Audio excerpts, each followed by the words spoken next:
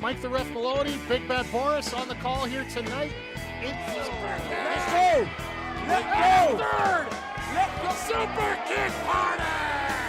Yeah, pay the money for that. No one. And of course, you gotta get the Coffin spin.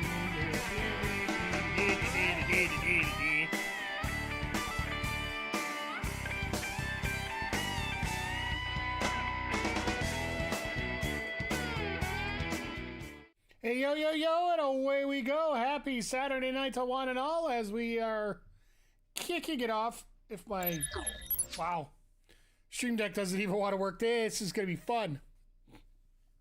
Welcome to Saturday night here, wrestling. And it looks like we're not going to get any time to chat a whole lot here because, well, because it seems like wrestling's not fooling around. They're starting early tonight. Welcome to the AEW Collision Sidecast here, both on YouTube and on Twitch.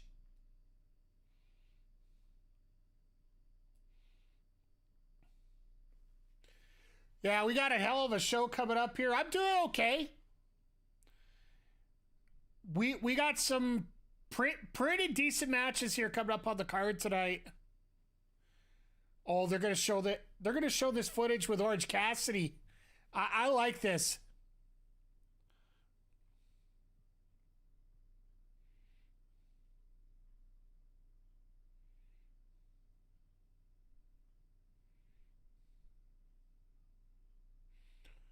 Okay. I saw this clip online, but prior to this, so.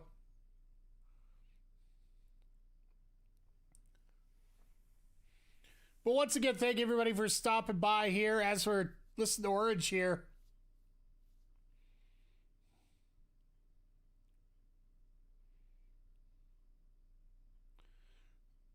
I gotta get into it. I want to make sure.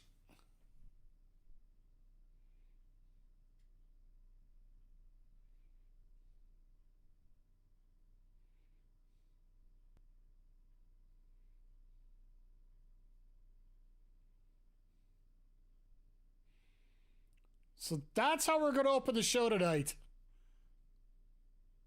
Interesting to say the least. So Collision is live tonight, just in case people are wondering. But yeah, welcome everybody. Good to see everyone here. Real crazy day today. Real crazy card tonight. We're going to be here not only for AEW Collision tonight, but also for our our WWE 2K24 My GM. We got week number 8 coming up here as we're getting towards the Hell in a Cell pay-per-view, which will be next Saturday. So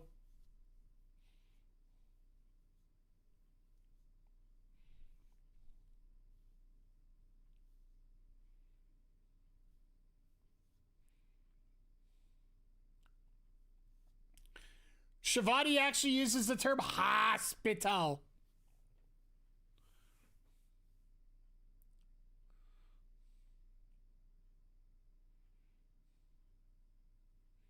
Also, so they actually got, okay, so Jesus Criminy. We're talking about this heavy duty segment that off the top of the show. And now we're going into this feud.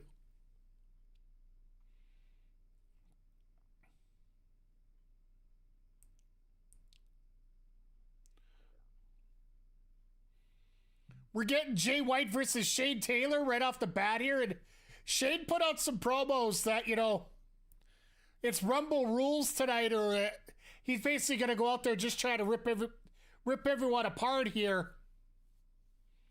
Nice to see Shane Taylor on our screens once again.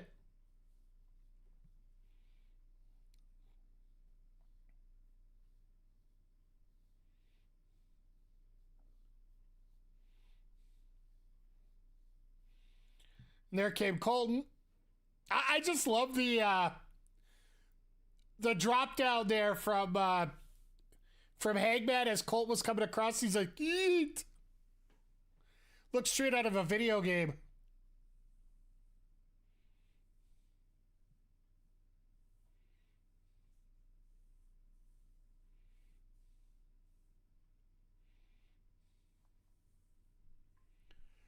Oh, this is going to be fun. Shane Taylor's been a fixture on ROH. Been doing a lot of great things down there, but we missed him on Collision.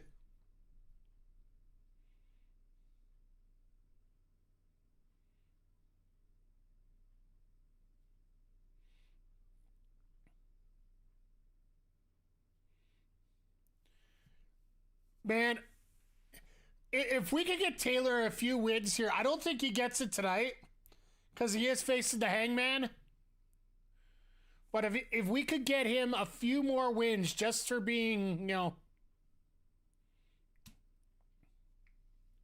just, easily they could fit him into the Trios title down at ROH, which currently is held by the Von Erichs and Dustin Rhodes. I almost had to think about that for a second.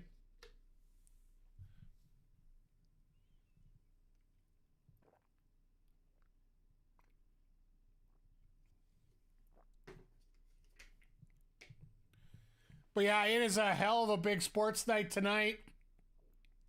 We got AEW. Let me give you the breakdown of what my setup is here right now. World Series over here. CFL football final game here. And Toronto Raptors, maybe they'll do something. Pray that they do something. Their game against Minnesota. And then I got AEW right here as well. So it is a pretty good sports night. We got hockey all over the place.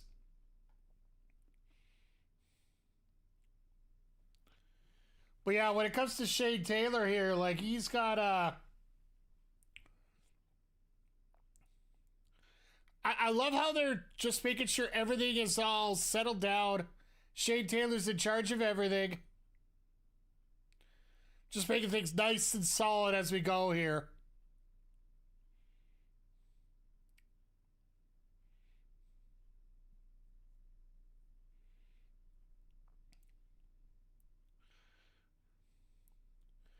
And yeah, when it comes to White, his last match against Hangman, he just proved what kind of a cerebral wrestler he is.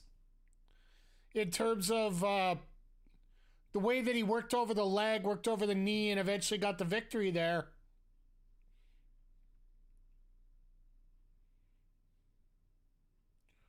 Oh, we're getting MXM versus the Outrunners. I didn't see that one come up. Well, that's pretty much our main event for tonight.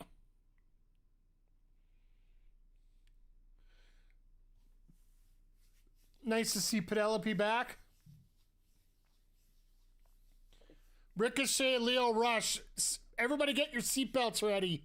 Because that match is going to absolutely go nuts. I really wonder if Viva Van is actually signed or not. I hope she is already. They're doing LFI FTR main event. Okay. I'll take that. Just as we're getting into the whole LFI Outrunners collaboration, I think is the best way to put it.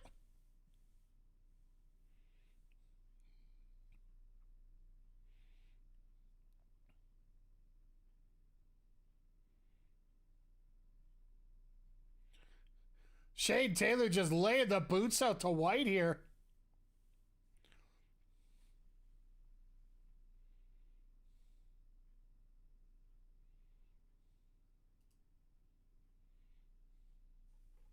Then the big leg drop. Jeez. Not even fooling around. That's gotta hurt. All right, we're getting the picture in picture. I wonder if this is gonna be oh yeah, we're getting full picture here, so.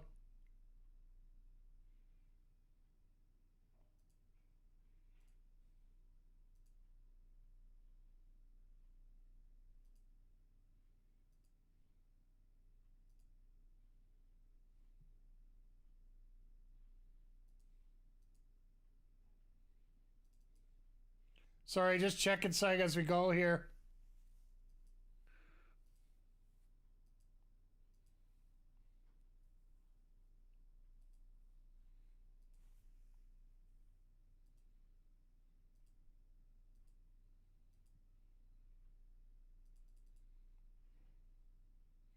Just looking at a couple things that just aren't working right now for me, but we'll work on it, see how it goes.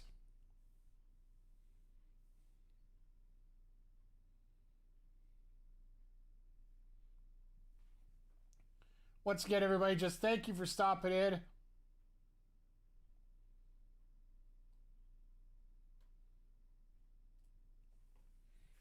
But you got Jay White, once again, like we said, he's just trying to get that speed game up, trying to get everything sped up here. And Taylor just said nope.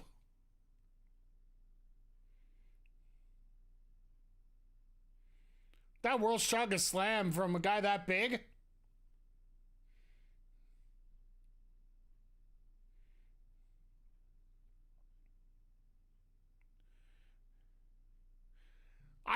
I would love to give Shane Taylor a headset and just let him go during a match.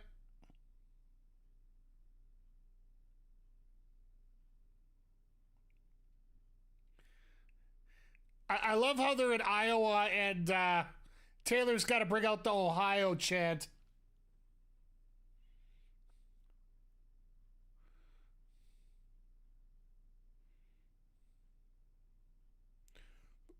What a bounce there by White. Like, he literally just boing right on the bottom there.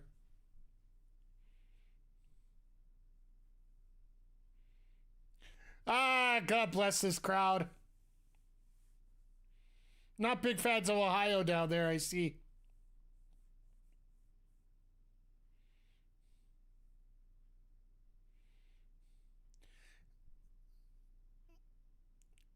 At least they got their swearing out during the picture-in-picture, so a lot of people didn't hear it.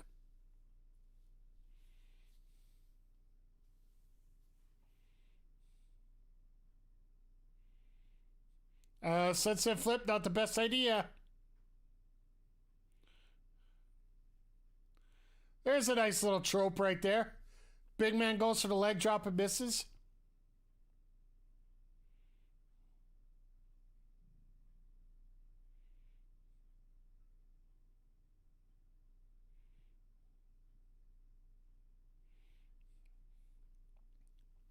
Beautiful twist on the ankle there as they're, once again, White working over a leg. Like, I guess he's working on the leg so that, you know, when you do the Blade Runner, it's sort of you're not able to react to it at all.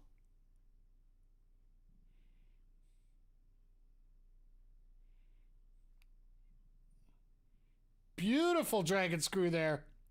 With a big guy like Shane Taylor, not going to be able to work so well.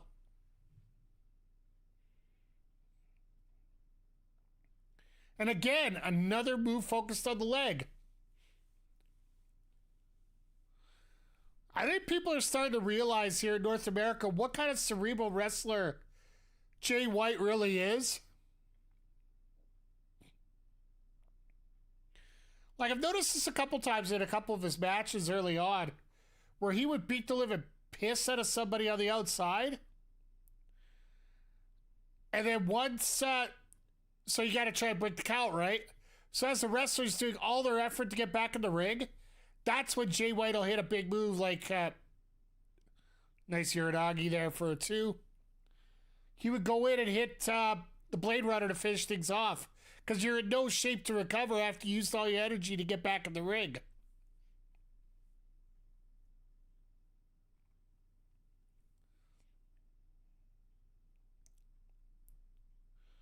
They're doing well here, so.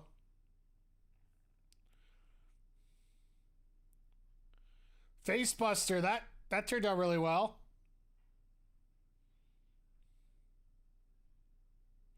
Are you actually going to try German on this guy? No way. No way in hell.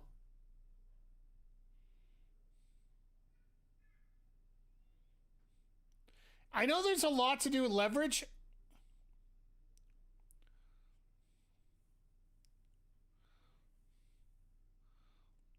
Little bit of a backdrop driver there.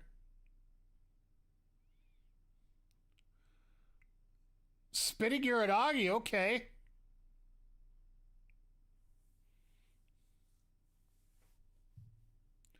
Surprised we haven't got any interference yet from any of our compatriots at ringside.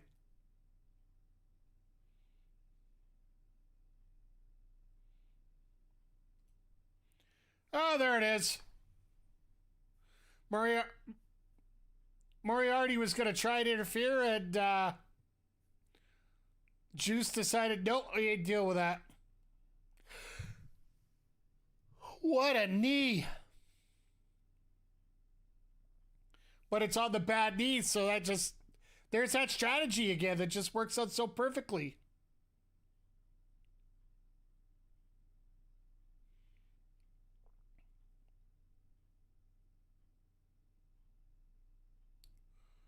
And there it is, because he couldn't get his knee working. The most protected finisher in the business. The Blade Runner.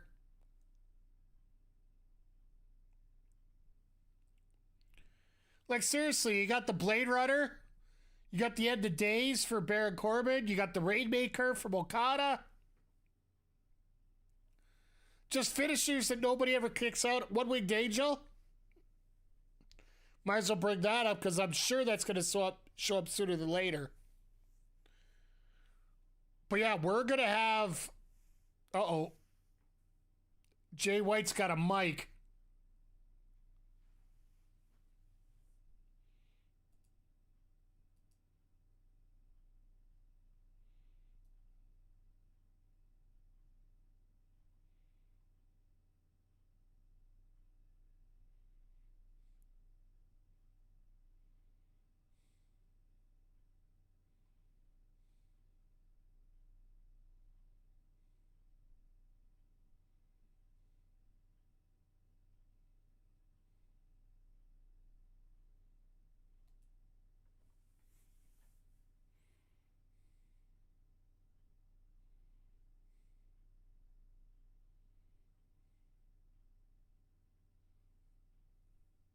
Okay.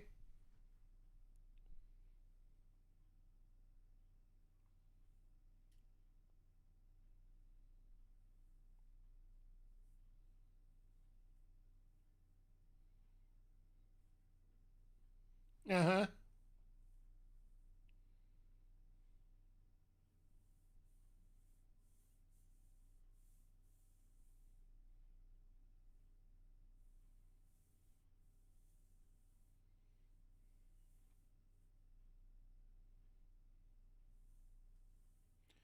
Hey, Zodiac.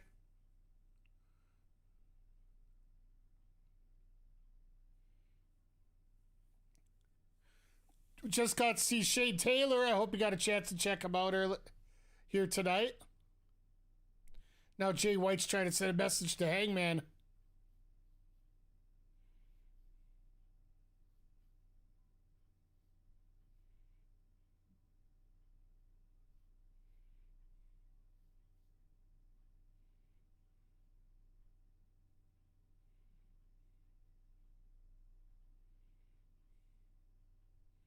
All right, so we're getting that out.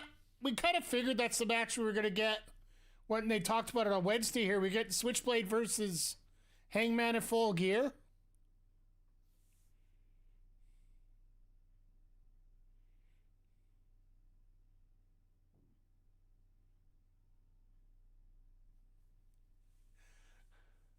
Got to get the cheap pops in whenever you can, right?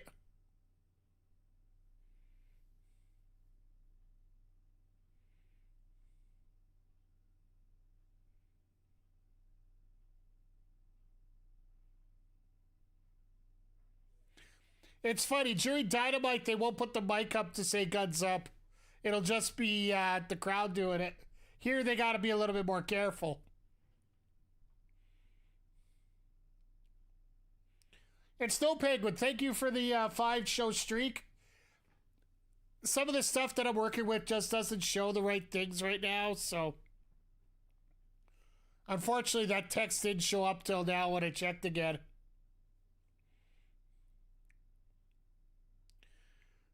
But yeah, we're getting Ricochet tonight against Leo Rush. Get your seatbelts ready. We got 2 women's matches tonight with Penelope Ford taking on Robin Renegade and Viva Van taking on Anna Jay.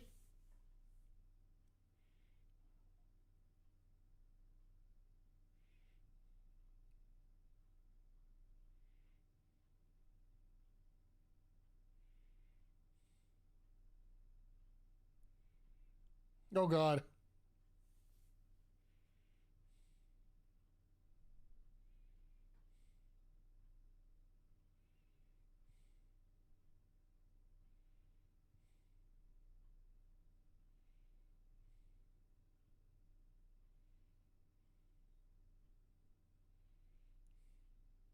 No business with P. A lot of bladder work going on here right now.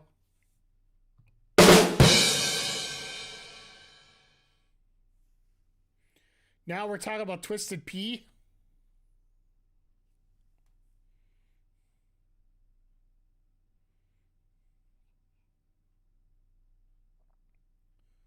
All right. I like these threats. I like how things are going on here.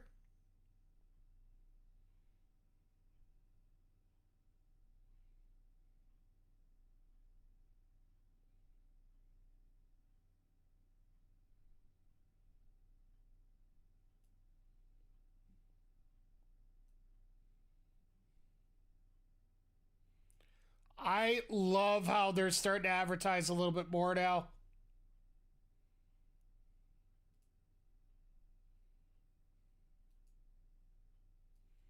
Just trying to get the screen set up. You know when you're playing around with a setup, you're just tinkering forever trying to figure out how to set it up right?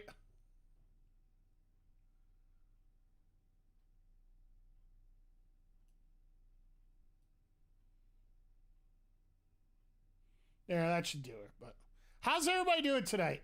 I do have to ask that. No, I haven't got a lot of... There we go. That should do her.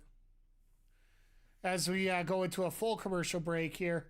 I hope everybody's doing well. It's been a little bit of a crazy day for everybody here. Sports-wise, it is absolutely nuts.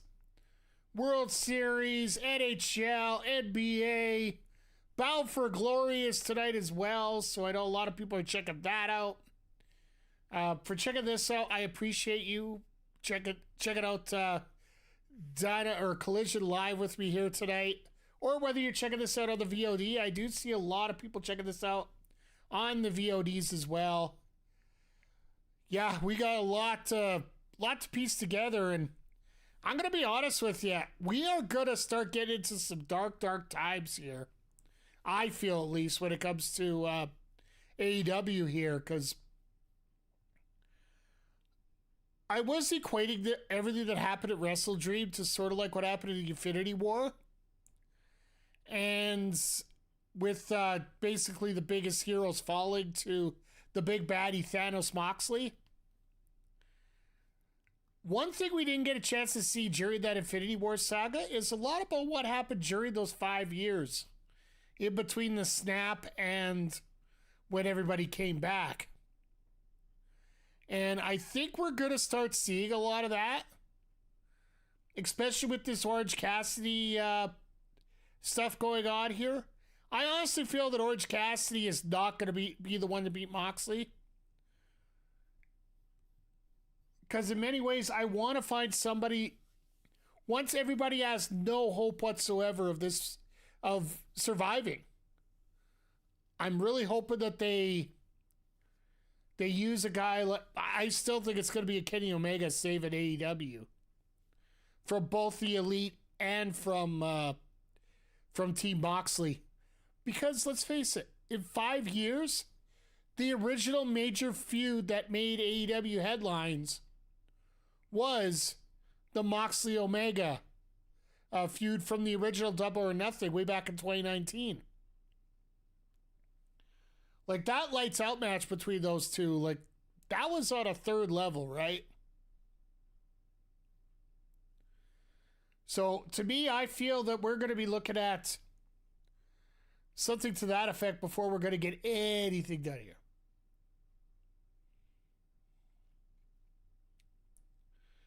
Nice haircut, Fletch. Trying to look more and more like me every day.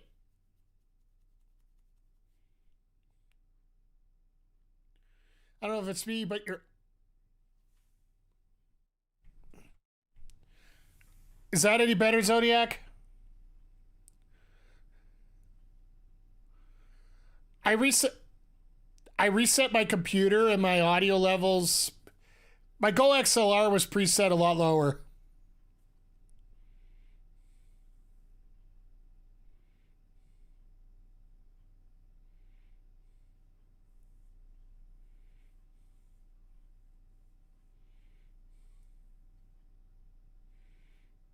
The Protostar.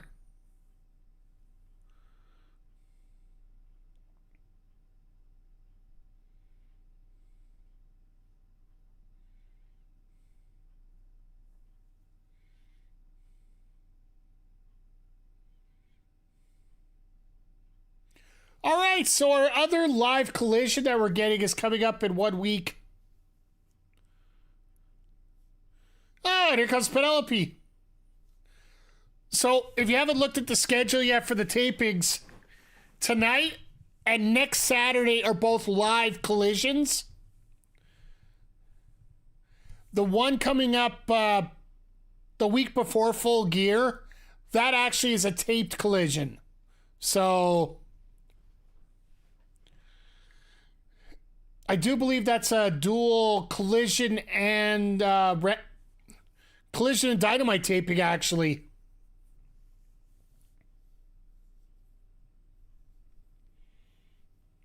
Okay, yeah, there's the... Isn't it great that we're getting matches announced 2 weeks in advance like everybody's been asking?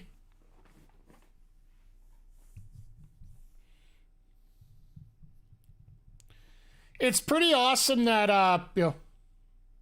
Hey, Crowder.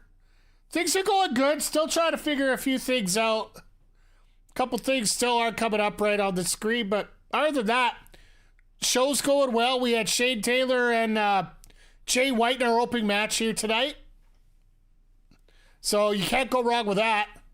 It's good to see Penelope back. We're getting her right now against Robin Renegade. But other than that, life is going good. It is a very busy night. Like for people that were asking, I do have I think it's 3 games plus this on plus wrestling on right now. The advantage of watching wrestling on your actual monitor instead of on the TV.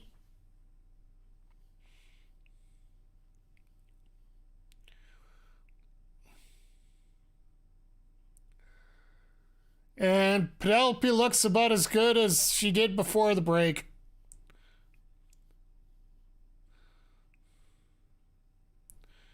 Because that somersault didn't quite look... All right, I'll shut up. I'll shut up a little bit at least. But no, other than that, life is going good. I've worked on some new... last night, took some time to do some new thumbnails. Got a new thumbnail design I might continue to use for our YouTube videos. I'm starting with Echoes of Wisdom. I think it's a little bit more cleaner look.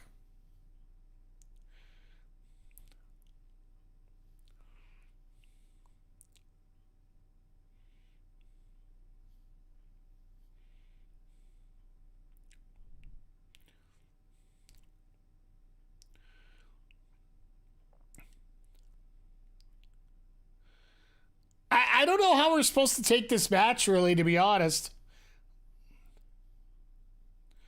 Like, Penelope is not supposed to be a face. Like, she's going up against Jamie Hayter. Like, she is a heel. Her boyfriend / husband is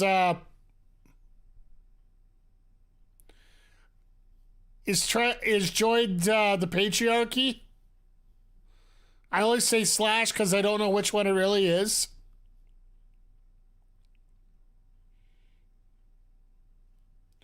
Ooh, a little bit of a lick there. Okay.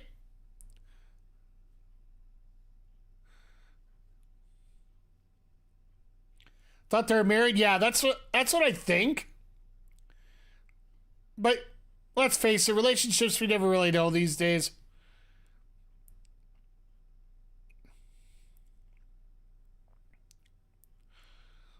But outside of that one move, Envious a Kip,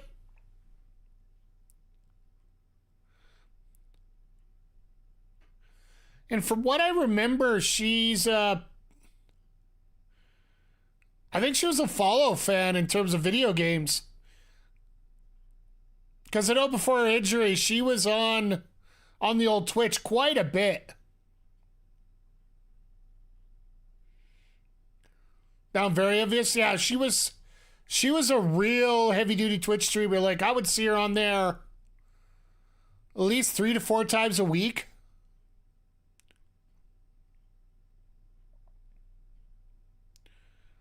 Like, it's amazing to see how many gamers there are in the wrestling world. It is and it isn't. Because, you know, when it comes to video games and wrestlers, it seems like you have a lot of downtime and stuff. And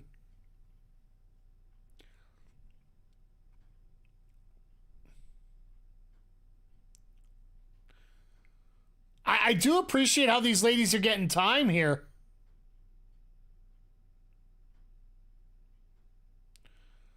All right, so much for a DDT. Just go for a straight knee.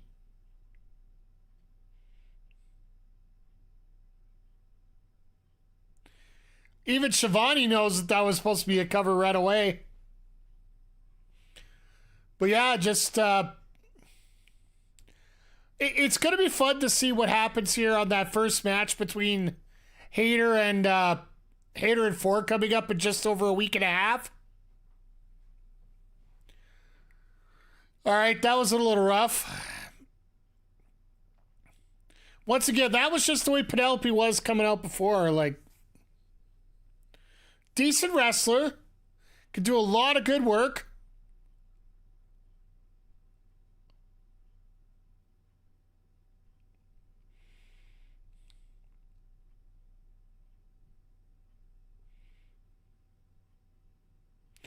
She was going with the Muda lock. That's right. Penelope was just starting to get into that Muda lock right before she left. Because her and Ty Mello were fighting back and forth over that.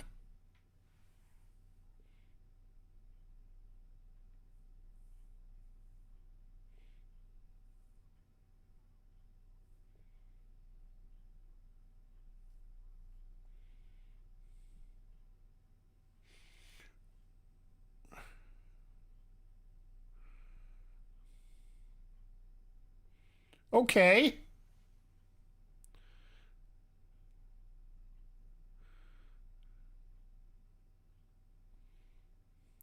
Is it just me? Or you see Jamie Hayter, and the first thing I think of is, where is Austin Powers? Because it seems like Austin would be the perfect manager for her.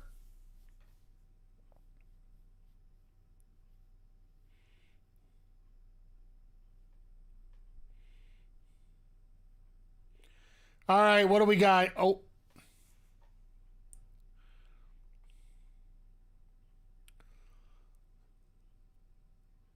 Get her to come to the ring with Elizabeth Hurley?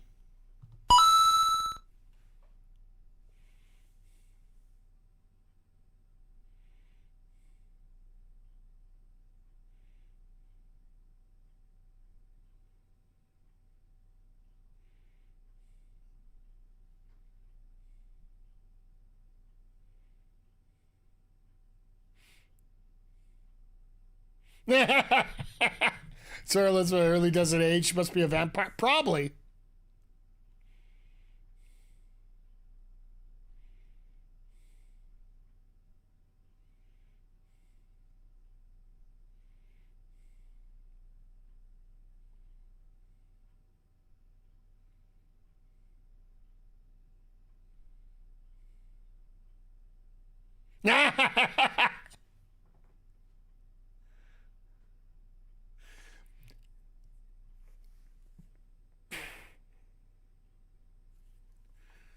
So did Truth just forget that he had to talk?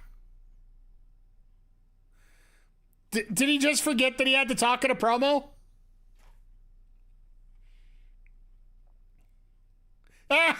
Even Dax is like, The man just left me hanging there. What's going on?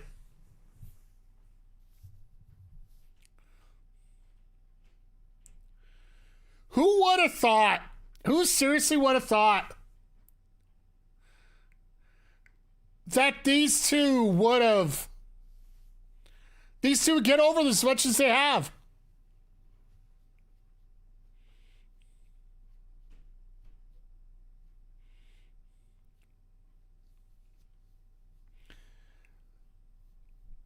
Like, I'm looking at everything going on here, like the way they're building out the Outrunners to make this a proper run, not just a quick deal here. It's worked wonders for these guys.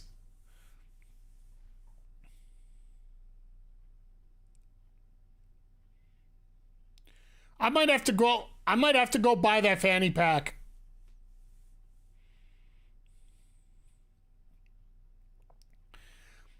Realistically, this should be one of the coolest, funniest.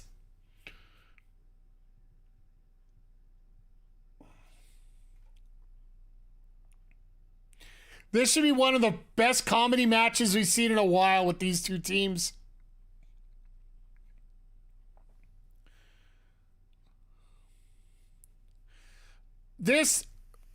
I'm sorry, but local wrestling team, the Rads, did it first.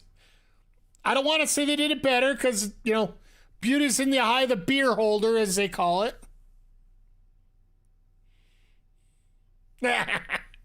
Good old Tony.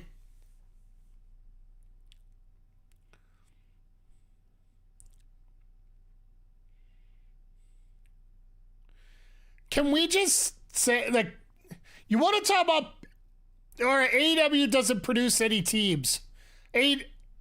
AEW doesn't produce any good drama. Well, here you go.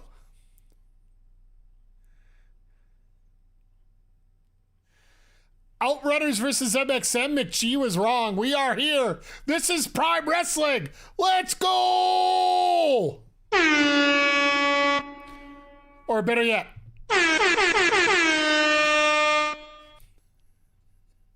Oh my.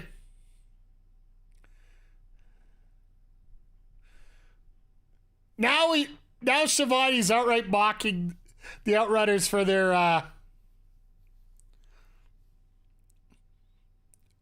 whole gimmick going on here right now. I find this hilarious. But yeah, like, I do have to get on a bit of a tangent. This is such a 1989 match. Yeah, like, this is WWE early 1990s right here, where everybody had a gimmick. This is pre-steroid trial 1990s wrestling. May I just put it that way? Oh, we knew the comedy was coming.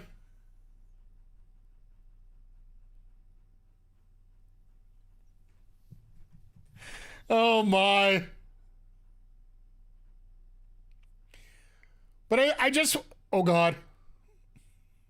That was rough, but they got it. It's like everything else. Like, the wrestling's a little clunky at times, which isn't the worst thing in the world. And we were talking about this before, the fact that a lot of wrestling sometimes doesn't flow the way that you want it to. And that actually makes it feel like it's actually a real situation, right? Like a real fight.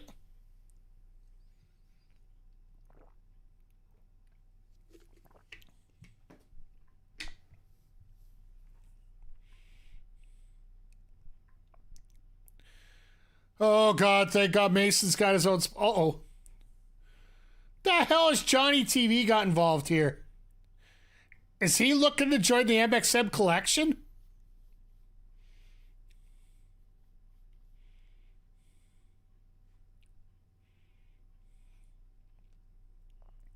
Because actually, that might not necessarily be the worst combination in the world.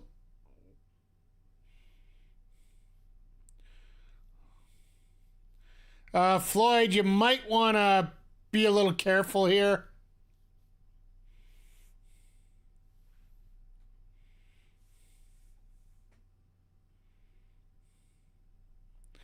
Love doing that with the hair in the face, right?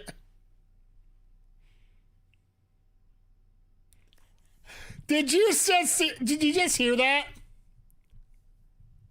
You think you're special, special you do. I can see it in your eyes.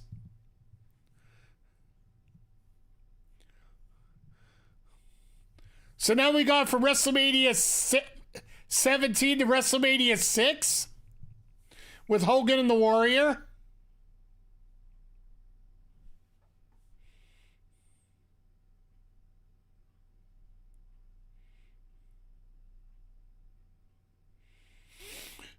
Truth.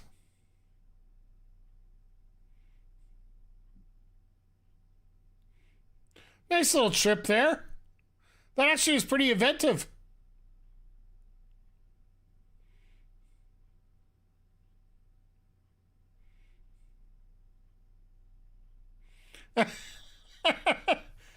Now you get the timing cue for the commercial. That's better. As we go into our picture-in-picture phase here. Since this is live, we get to see the actual footage here in Canada, so I'm happy about that.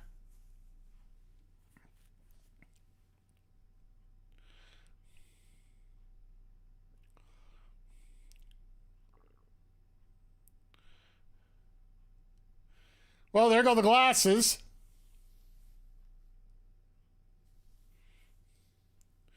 No, this will be...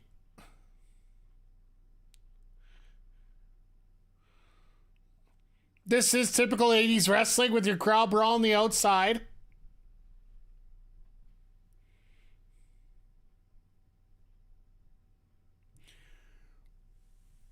But yeah, I do have to get into it about what happened this week in the lack of, well, I'm just sick and tired of the discourse. Like you're talking about the Outrunners, talking about MXM, like this rivalry here, or this match that will probably become a rivalry. It's going to, it takes its time to build up. And yet you got the Motor City Machine Guns who won the title on SmackDown in the third match. So now it's turned into tribalistic BS that A is telling B that it's too long, and C's telling D that it was too quick to happen. I don't care how it goes as long as the story works right. The fact that Motor City Machine Guns got the credibility that they did, and the fact that the tag titles are off the Bloodline, I call that a win.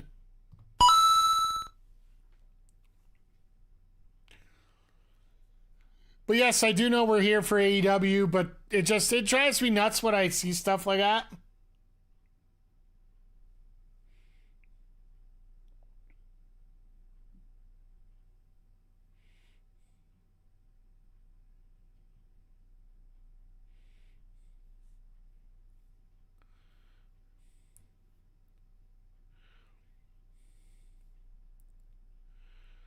Nice chop.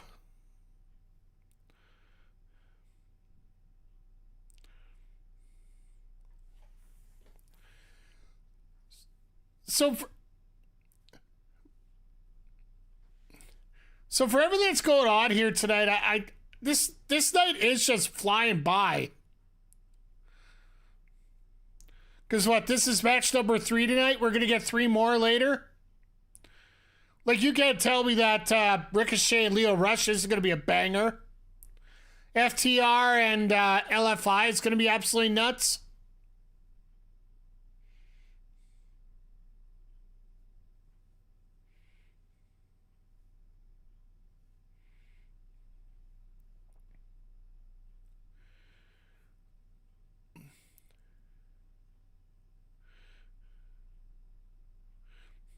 I'm glad that Shivani's also the same guy that has enough problems trying to figure this stuff out.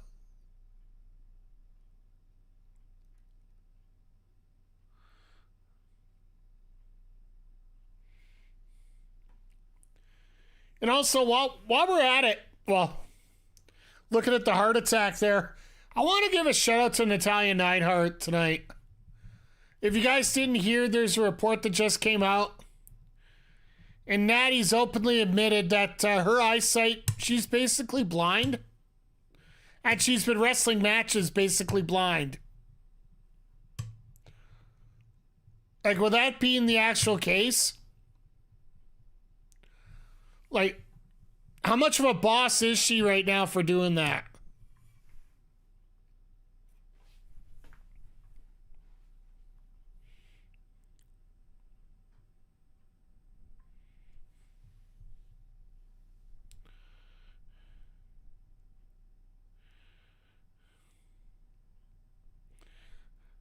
Oh, we got a nuclear tag going on here.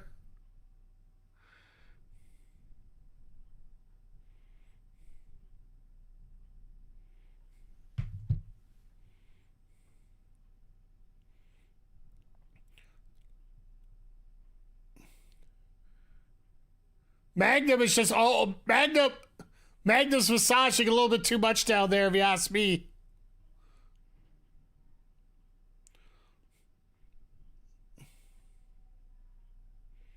Can't get him up.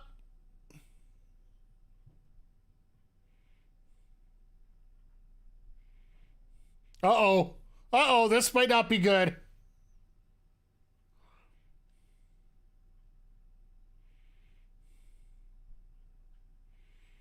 Yeah, but they each have two hands to work while one has one. One has no extra hands. They took him down. They took him down.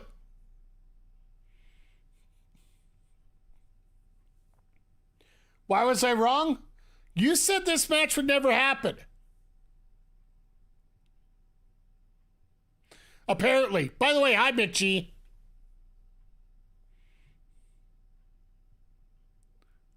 Oh! Because right now on Collision, we got the Outrunners versus MXM.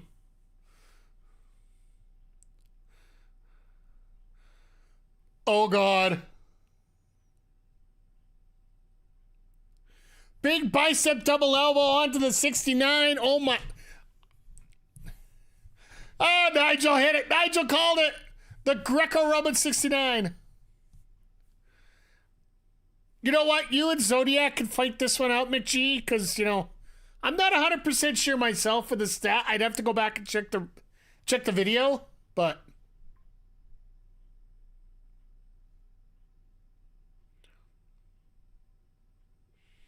Uh-oh.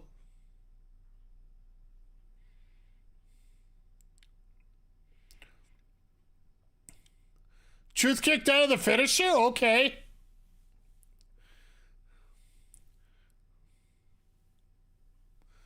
Oh, Rampage only. My bad. My bad. My bad. My bad. My bad.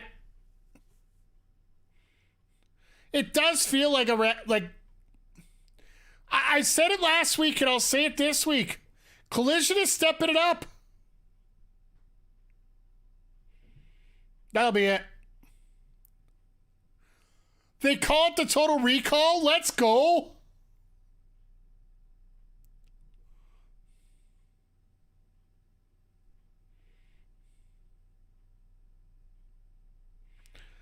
I love the fact that they're using a Schwarzenegger name for it.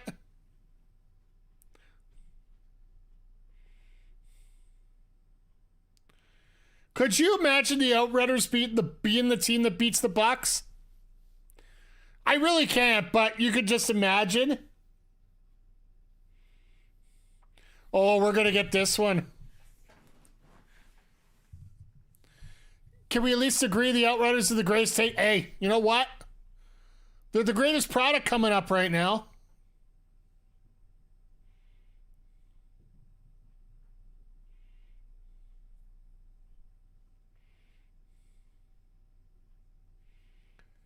Oh, this is going to be intense.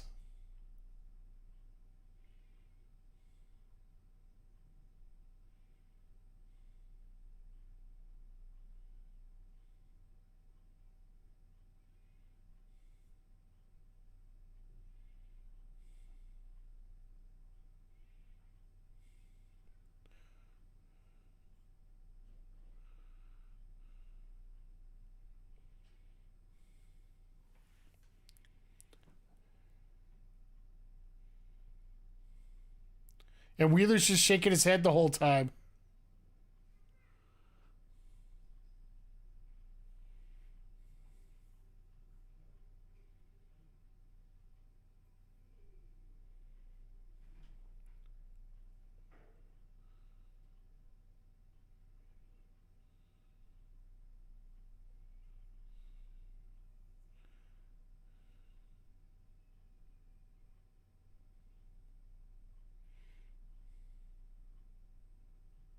Oh.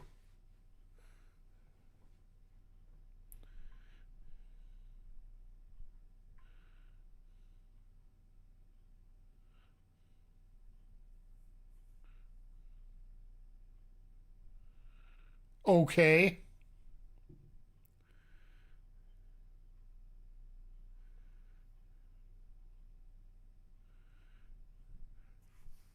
All right.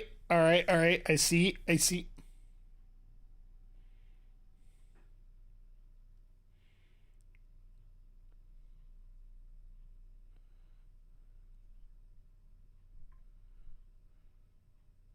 Cross the Rubicon.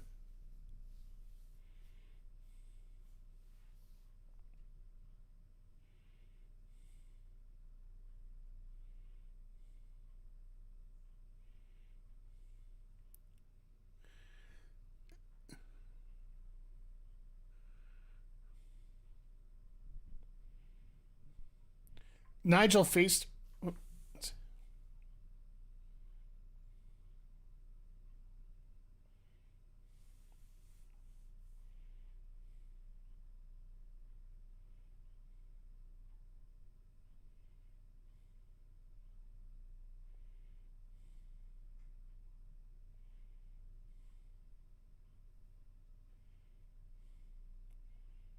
The hell's greater good?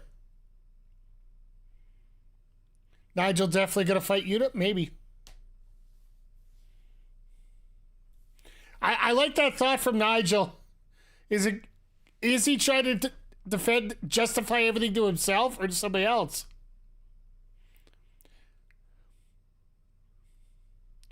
This greater good.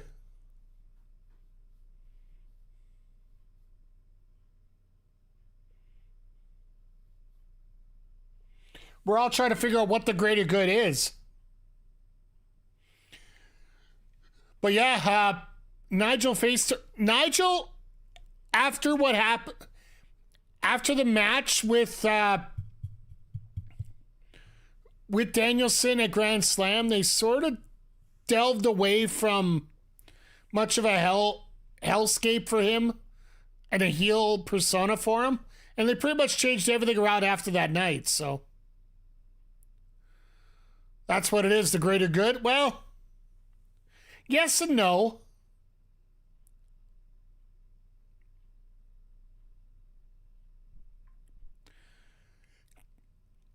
All right, you know what? They may not have the over-the-top produced vignettes that WWE has, but you got to admit, this is pretty damn good right here. This preview for next Wednesday,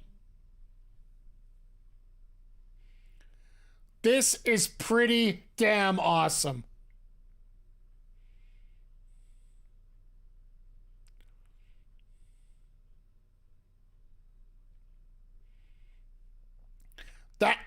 That is a pretty damn good commercial, if you ask me. Comes back to Mox saying he hates what AEW's become. Yeah, I just think that, like, once we go back to the original, it's sort of like we used to have like rankings and all that stuff, and it was all more about the wrestling and less about the gimmicks. But let's face it, because of the gimmicks, a lot of more people have gotten over. Like, look at that last match. Like, if Mox was exactly what AEW, his vision of it, the Outrunners and MXM would probably be dead right now. Like, and with Mox, that's sort of a floating term, because literally you could be thinking death here at this point. But yeah, just looking at everything going on, and I said it off top of the show, I'll say it again. I don't think Orange Cassidy comes out of this on top. I think he's one of those that also gets sacrificed so that everybody thinks it's hopeless and that Moxley's nobody can beat Mox until that one guy comes back. The one guy that has beaten Jon Moxley in all these situations here when it mattered. Who won the first feud, the lights out match between the two gentlemen?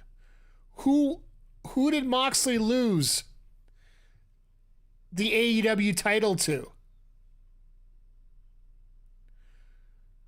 Who is the man that always comes in to clean the messes? Doink the Clown? I'm pretty sure. Oh, actually, McGee. You told some of the biggest lies that I've ever heard of in my whole life. I got new sound effects. I got to start remembering to use them a little bit more. But yeah, just seeing what... or you know what? If it's... You know what? Considering it's Doink the Clown, maybe this will work. Never! Never! Never!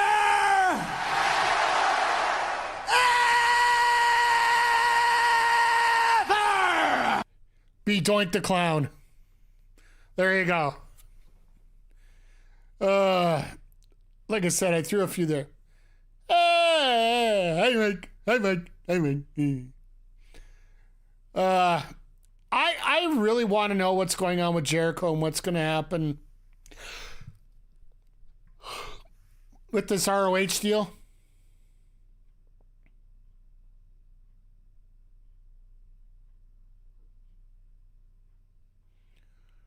All right, Jake.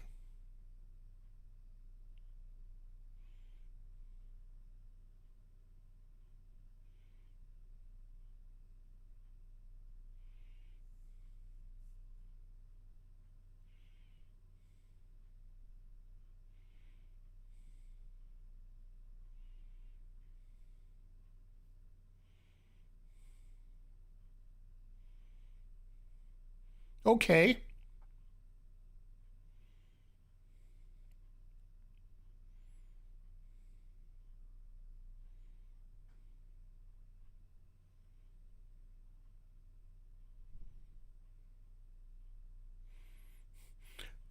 Dralistico, really, you shouldn't be trying to talk a whole lot. Eddie Kingston, that would be another great choice for the savior of AEW. Eddie Kingston, Kenny Omega.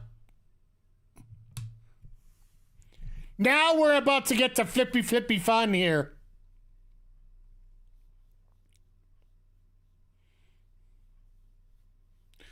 Now we get Ricochet, Leo Rush. Like, yes, please. Please, sir, can I have some more? I think that's pretty much where I'm at when it comes to dealing with Ricochet here, especially.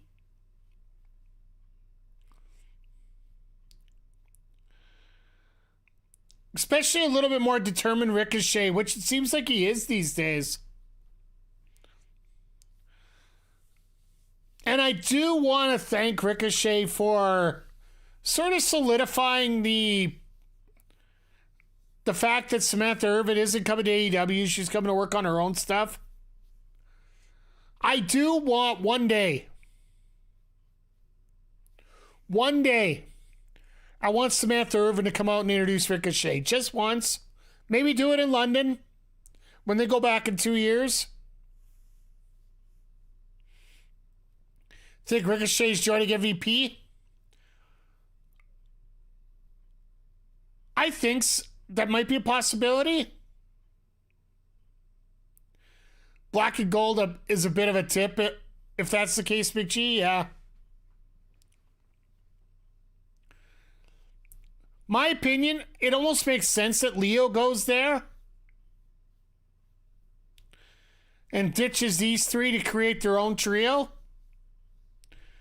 just because of the relationship Leo has with Bobby.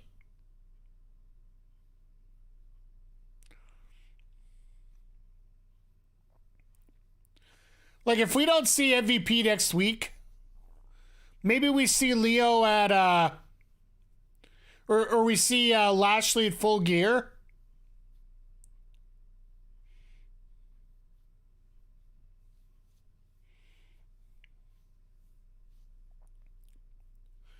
But it is a lot of fun here watching, like, Tony Khan doing his, what I call emergency booking.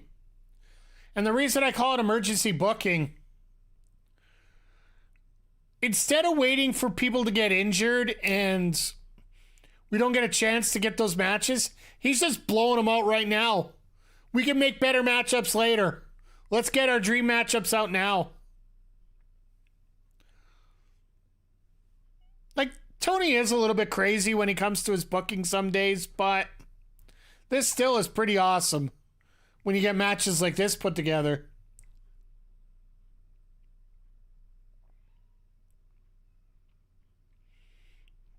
Oh, and by the way, Leo Rush is turning 30, I believe, next month.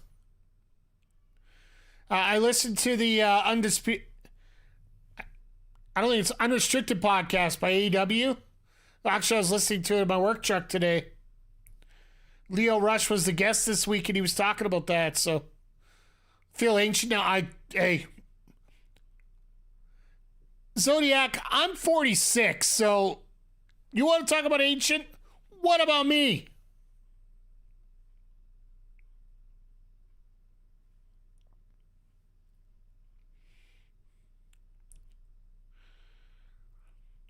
But I honestly feel that Leo would make a lot more sense for the Hit Syndicate, like we were saying.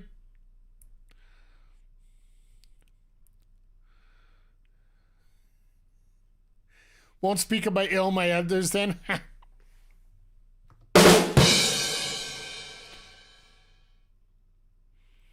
Trust me, I'm the youngest mentally 46-year-old you ever seen.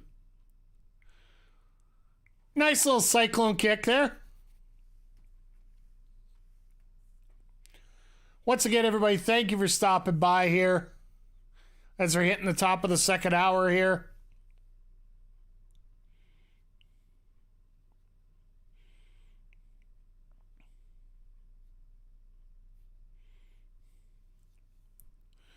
So, just as a quick sneak so you guys can check things out, or stick around, check things out here on Twitch later on. We do have my GM coming up. And everything looks like there is a possibility that we could be getting Dijak versus Sami Zayn as our main event tonight. Probably have to throw a stipulation there. But I think that's the matchup we are going to go with here on tonight's episode of SmackDown. So make sure you stick by on Twitch. We'll probably start about 10:15 Eastern, 8:15 Mountain. Assuming this show stops on time tonight.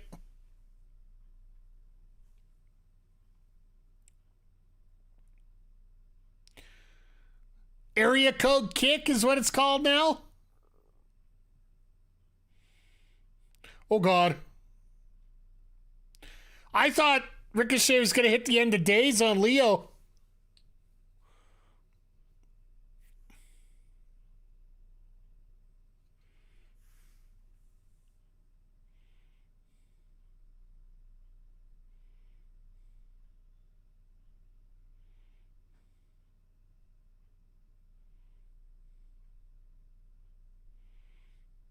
Okay.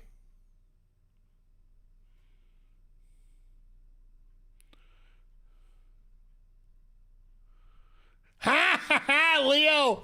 I love it!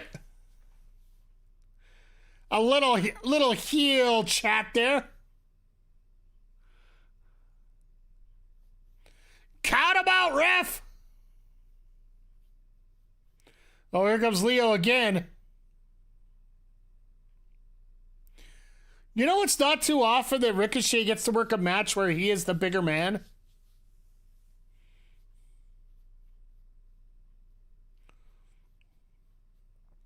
Like, to me, that's the scariest part about this here. Ricochet trying to play the speed game while trying to be the bigger man of the matchup here.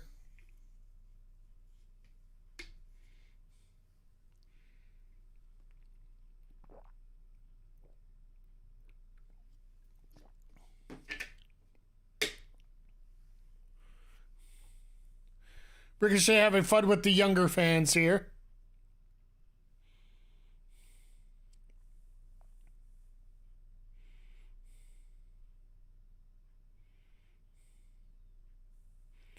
Oh, God. Ricochet goes for the heel kick and just eats it. You know, the Colton Gunn reaction would have been a lot better there, where he ends up just in the crowd, period.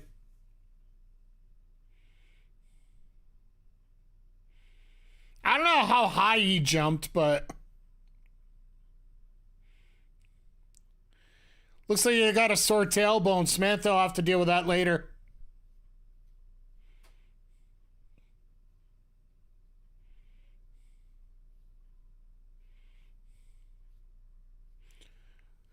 Yeah, so from here we got, we're probably going to get the Anna Jay Viva Van match, which I really do hope that Viva got signed, whether it be an ROH deal or an AEW deal.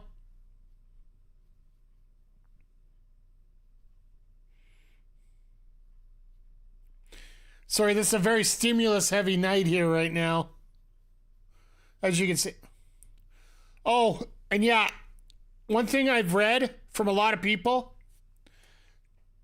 check out Ricochet versus Nick Wayne.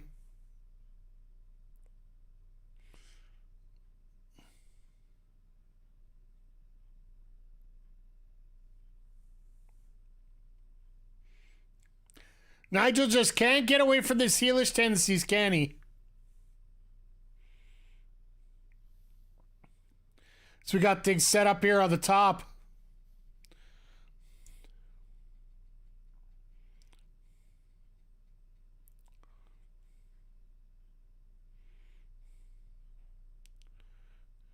Barely standing.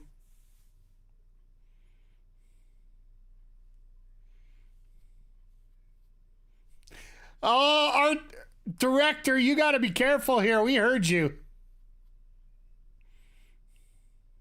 Or is that TK?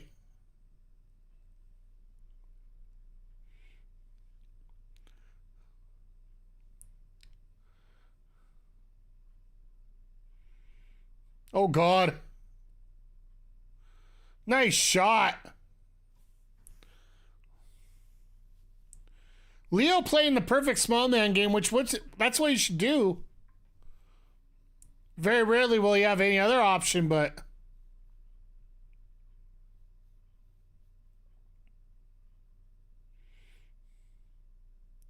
Northern Light suplex. Nice Brave Buster.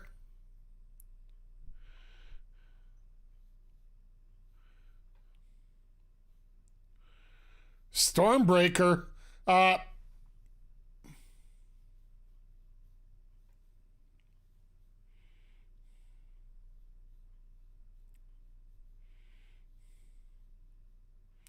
Ricochet said, like, yeah, this guy's good, but, you know, I'm in control still.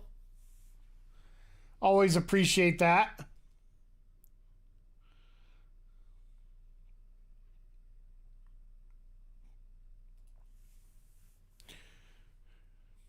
Trying to go for Vertigo, but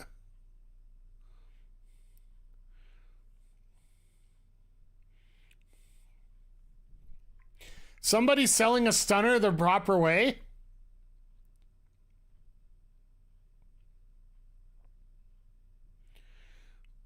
Oh, God. Nice clothesline by Leo.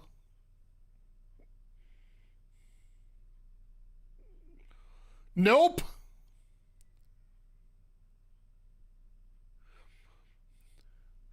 Almost beat Leo Rush with one of Takeshita's favorite moves there. Like, think about this, folks. At Full Gear, we're probably going to get Ricochet and Takeshita.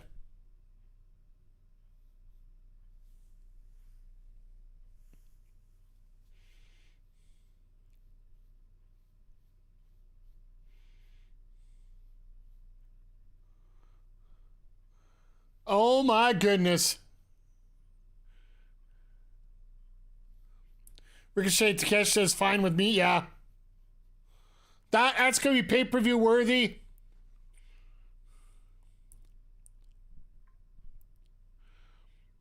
All right, Leo, I see you. Getting a few shots together. Leo's eyes are amazing. Sorry, I was saying oh my just because the Dodgers have hit their third home run of the game, up 4-1. Not even the third inning. God bless them Yankees.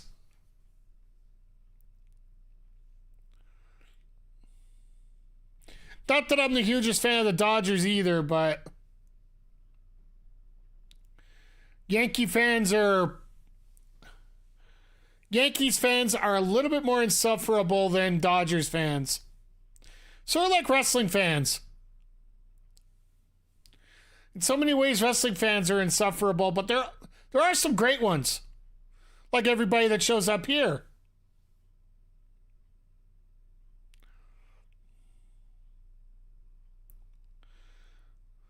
Ricochet over the top without even thinking here.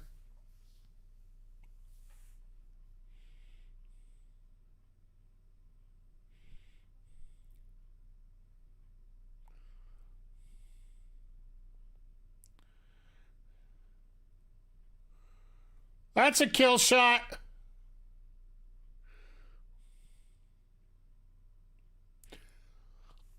I really, really appreciate. I'm going to get to your World Series comments here in a second, but I cannot emphasize enough how much I appreciate how Ricochet, even if it is a move that's similar to Will Ospreay for a finisher, I really enjoy the fact that Ricochet has picked a move where he can beat everybody with it, not just small people, not just big people. You can beat anybody with that move. This World Series feels like one of our elections. You know it's inevitable one of them will win, but you really don't want either one to? Exactly. I have no interest in watching the World Series. It's like watching two rich kids on your street argue who has the most money while you're eating pork and beans.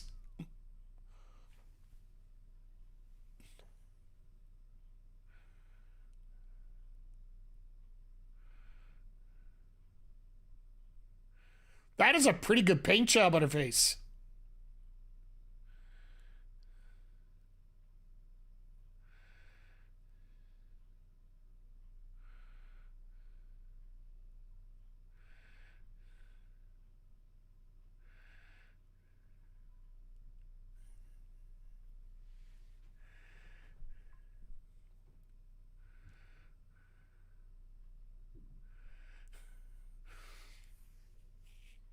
Pussycat.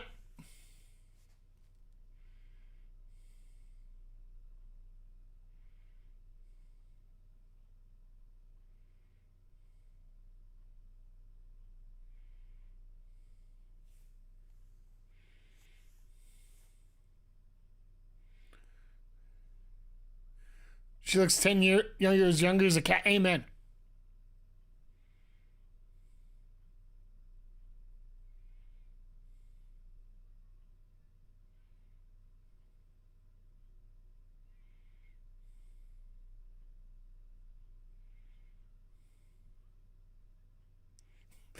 I love Harley. Can I just say that right now? Like, you want to talk about somebody who cannot do any wrong?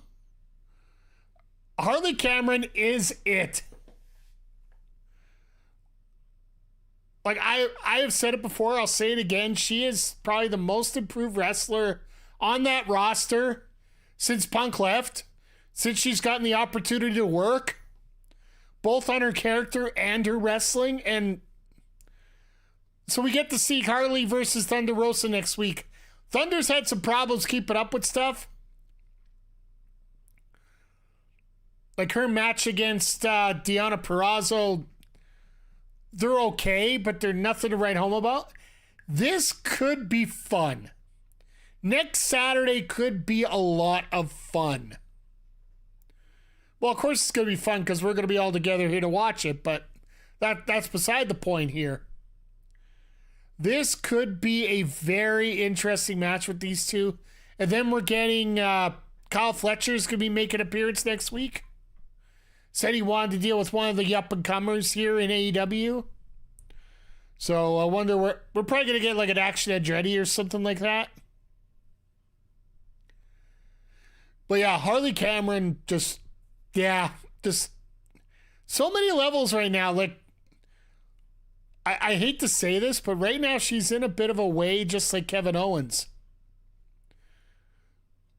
On the main roster, she's got like 1 or 2 feuds going right now. On ROH, she's got another couple feuds going. Like, she's going to end up having like 6 people wanting to be a part of her matches, and that is something you definitely want to see. Somebody that, you definitely want to make sure that you're wanted, right? Like, not like police wanted, but that's usually how you can tell you're the most wanted. Everybody wants to work with you. And it seems like Harley's just riding this wave of momentum, and I hope she keeps it for a very long time here, because she definitely is worth it. Like, I can't see anything bad going on with her and whatnot. But yeah, we only got 2 more matches left and probably another promo segment. By the way, I think now this is 2 matches and 2 promos for the women? So they're definitely not hiding the women here either. No, it's not great that they don't have more matches on Dynamite, but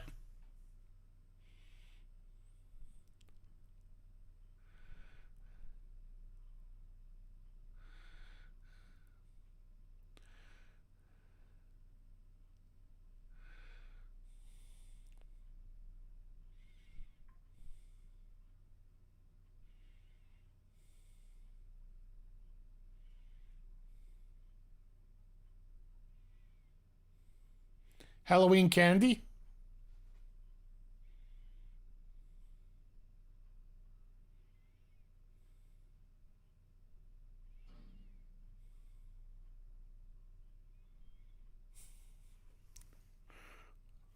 What the what in the flying...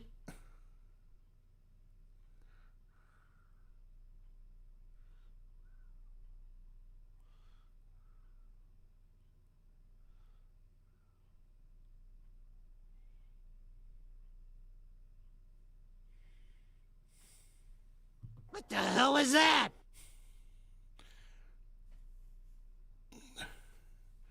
As crazy as it is,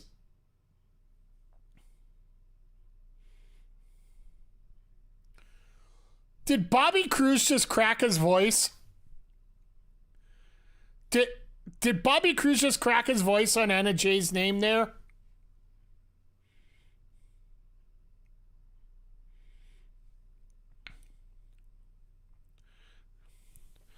But Anna Jay has put herself in some great positions here. Wrestling-wise, get your mind out of the gutter, sickos. I like that Mortal Smoke. I love the comedy about it. It's just like, the hell is Bennett up? Oh, and by the way, that might not have been Bennett underneath the mask there. If you haven't heard, Maria Kanellis just went through a very long and painful surgery.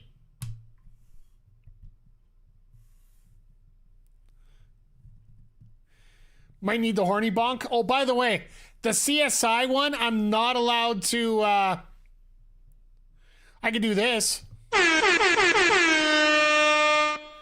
But the CSI one I can't do because copyright flags it.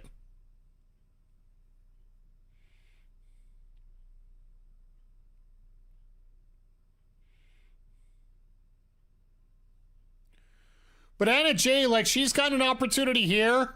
She could be taking on Mariah May next week. I believe it's next Friday. Anna Jay's going to be part of a 4-way match to determine the next opponent for Mercedes Moné's NJPW Strong Championship. So we'll have to see how that works out.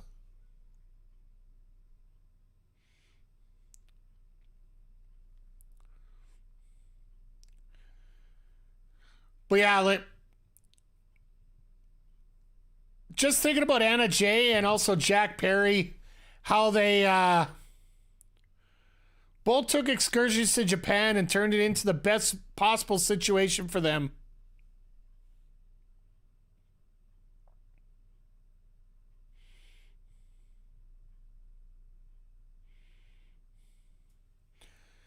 Oh, good old Nigel.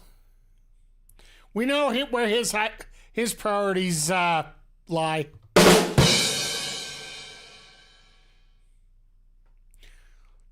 But Zodiac, I do have to thank you for giving me the idea about what I could replace that CSI sound with. Nigel's a man of my own heart. Hey, I don't blame you.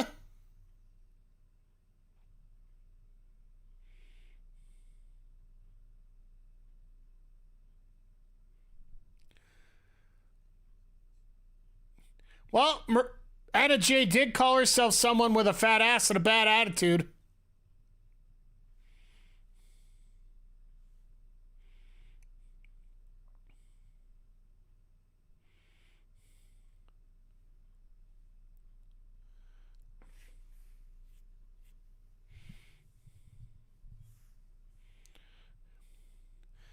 Yeah, I do find the luggage thing is a little bit confusing, but it's not the worst choice in the world, though.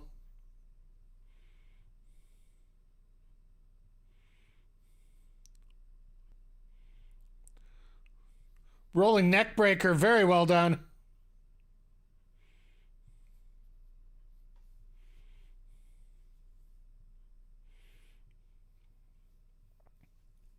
But I love how Anna Jay has actually turned into more of a, like, to me originally she was that the best way I could compare it is X-Pac during the Attitude Era. Like, if you were somebody new to come in, the person that you would take on is X-Pac to make sure you know the WWE style. And Anna Jay was that same way.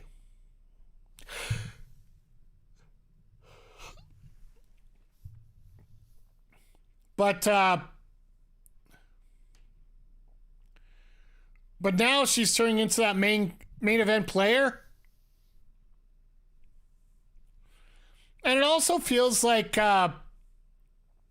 we are starting to get the definition between the two divisions here, the TBS and the AEW World Title Division. Great leg sweep, except she went backwards.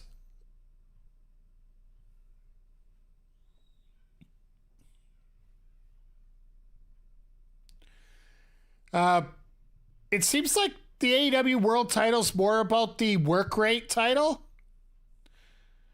It's like, don't get me wrong, both divisions you have to work hard. But at the same time, I think the focus on the World Title Division are those that get, like, the technical wrestlers that could do a lot of work in there.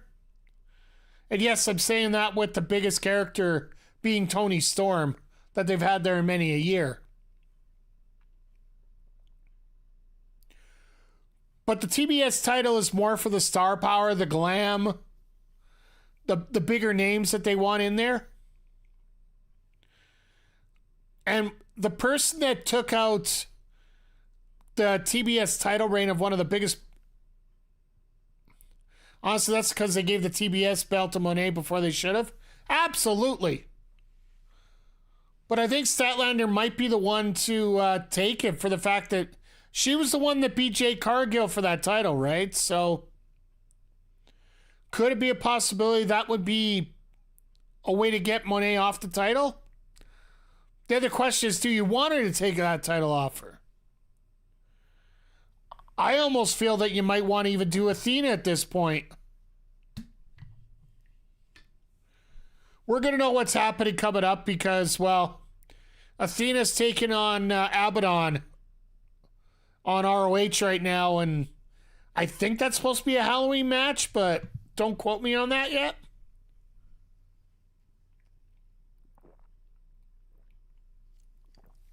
Want to make it the workhorse title, you need to give it to Athena. Exactly.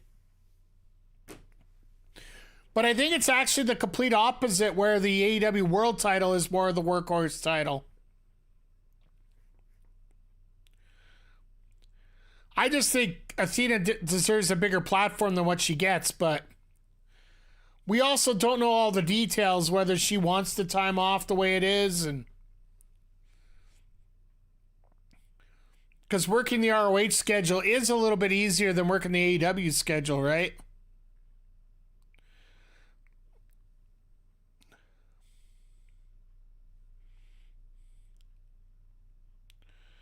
Nice short suplex.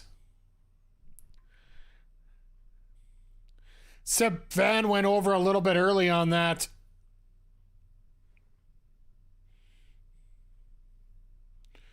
I was actually teasing on our local establishment.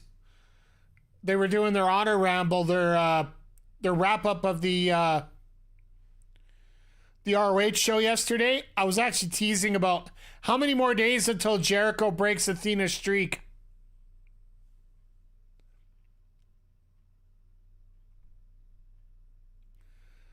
That's going to be a fun match next Saturday, too. Anna J. Mariah May? Because I think that might actually main event the show.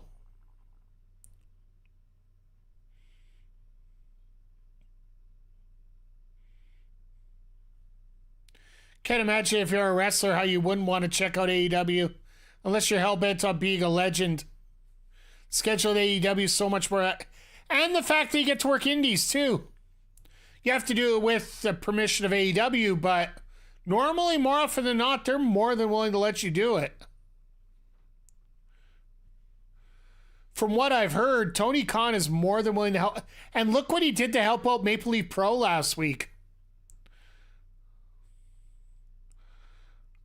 Takeshita defending the title there. Ricochet coming out to forward a storyline.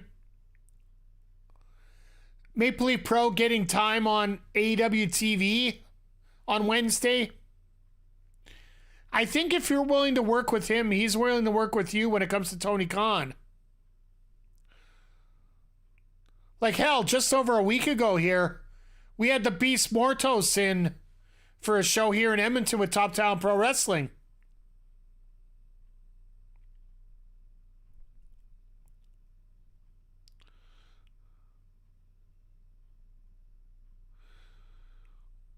That looked rough.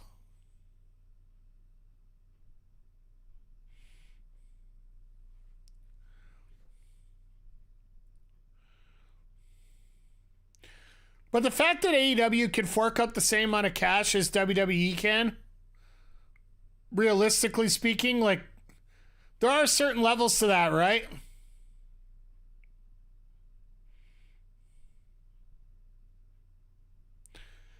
I love the good old-fashioned, didn't get all of it, but got some of it.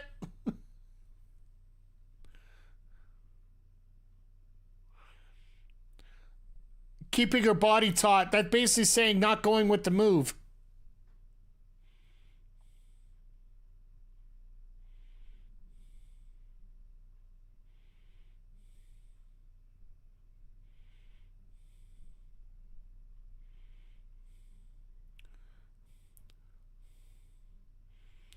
Both these ladies going hard on in the corner there. Okay.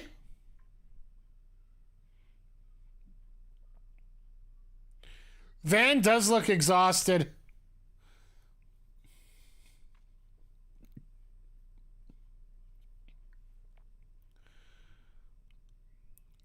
Like, she's probably not used to going this long in typical matches here. Under this condition.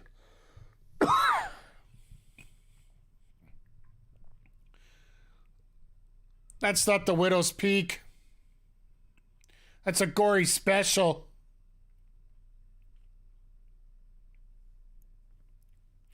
Widow's Peak, you drop down.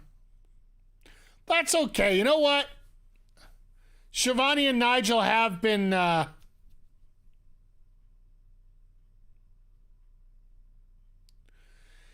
known to mistake a move or two.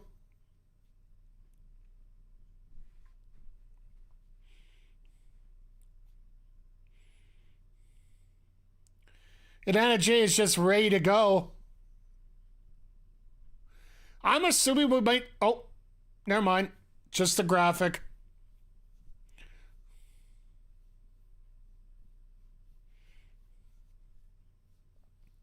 Next Saturday is going to be so much fun.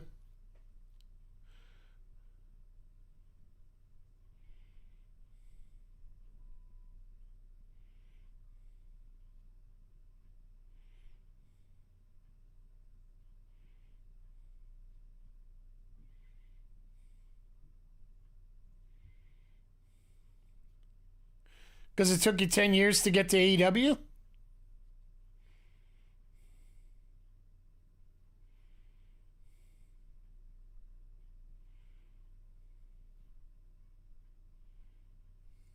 Ooh.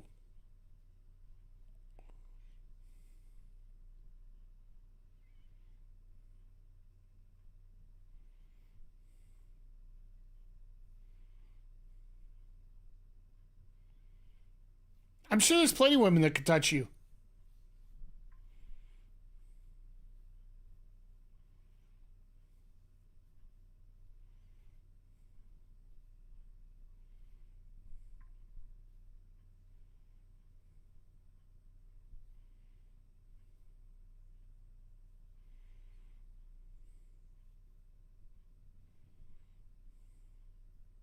Yeah. Very nice promo there by Mariah May. Noticing a trend of female wrestlers showing a ton of cleavage? In many ways, it's also a case of if you have it, flaunt it, right? Now that they paid their bills, they don't have to worry about, being more inconspicuous.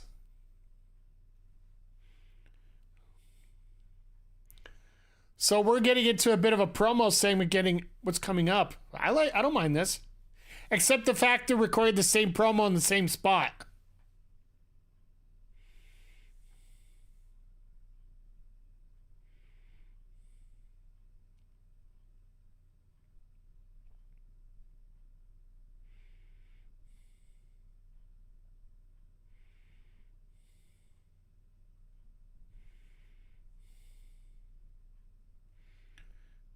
Versus Matt.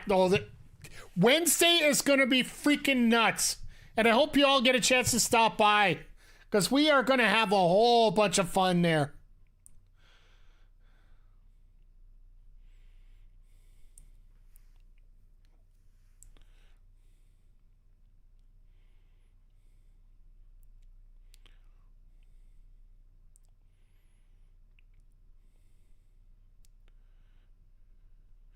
But yeah, we're getting I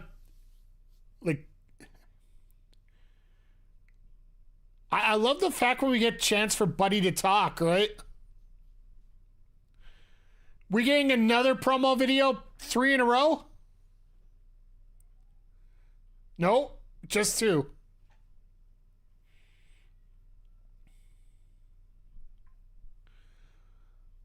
Could Private Party win by DQ?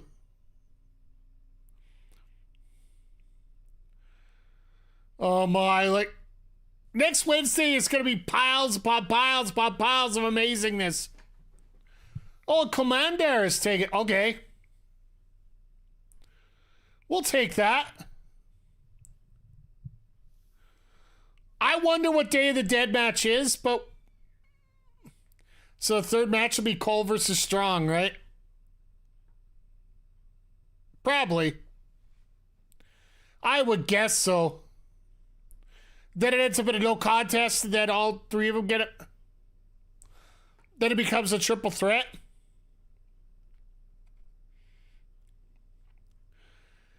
I would guess that, both guys will get 2 wins, and then they'll have to go after each other for who gets the third, who can get it first, kind of thing. But yeah, we got some excellent wrestling coming up. They already talked about Friday night. The week after that, that's another one of those NXT versus AEW head-to-head, because NXT is moving off Tuesdays for one night to get away from the national election in the States. So that's the night that NXT is going to the ECW arena, and AEW gonna have I want to see if it's just a one-way street, like literally is everybody leaving AEW to go watch NXT, or is it the fact that everything's on a different night, that the numbers don't like it. I hope that, with all due respect, I think it's best for everybody if NXT gets lower numbers on the Wednesday after the election, because then nobody can say, well, AEW fans go to watch NXT. Well, let's see if it works the other way around as well. So, but as we get into our main event here, let me go through a quick rundown of what's going to be coming up this week. Won't be streaming until Monday night. Monday night we'll be back with Mutant Football League. It looks like we've turned the season around a fair bit now that we got a running game going. We're back to 3-3. We're coming off a double bye coming up, going into week 8. We got 7 games left. We're probably going to do 4 games that night. Somehow we're going to have to get through 7 games next week. I'm going to see maybe if I can get on here on Tuesday as well, so we can get the rest of the regular season done. So then we can do November 4th will be our playoffs if we manage to get there. And then from there, I'll talk to you guys about what we're going to do after that later on.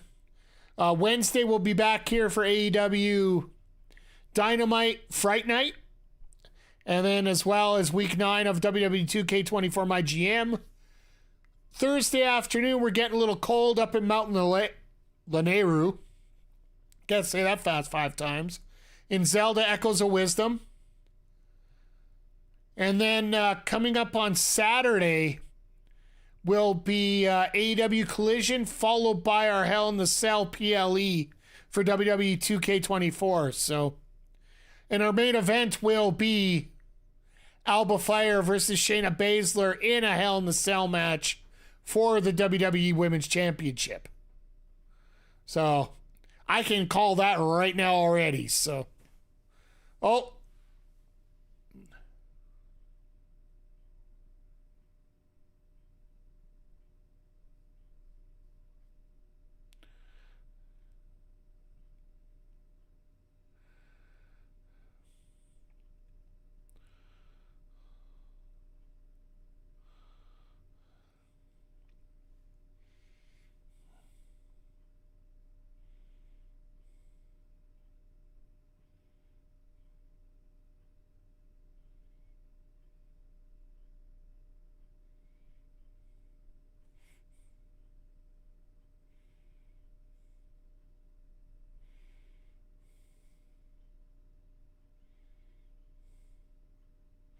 okay.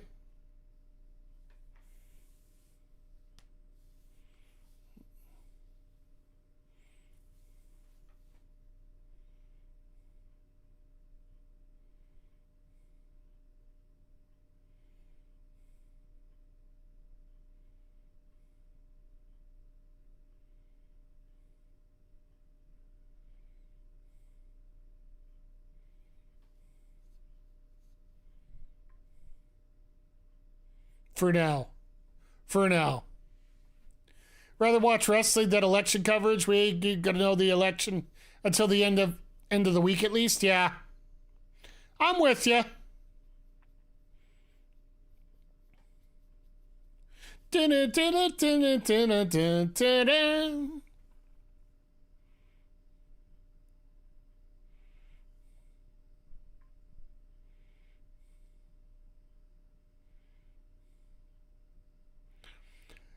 All right, FTR. I like the fact that they're grooming the Outrunners rather than fighting for the tag titles themselves. You can only beat the Bucks so many times before it gets boring, right?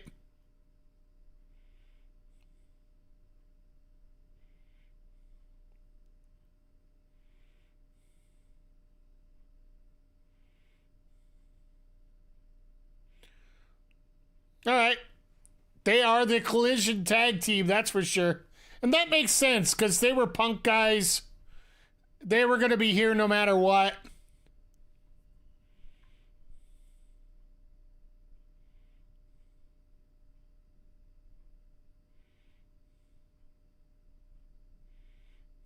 Oh, Jake's even showed up this week.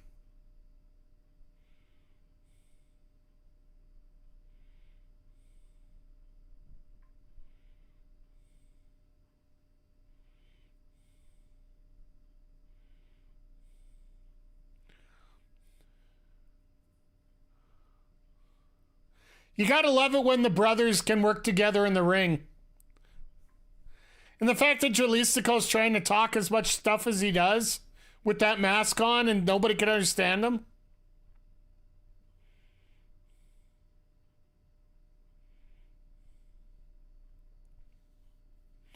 I really do like the fact that Jake's out there with them, just for the fact that a lot of old school fans will recognize him when a lot of them don't recognize these guys at all. But if Jake's hanging around with them, you know they got to be evil and devious and slimy and all that great stuff.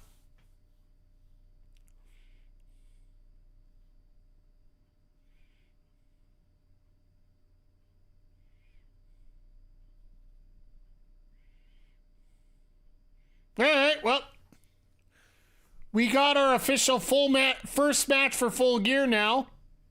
Hangman and Jay White, which, yes, please.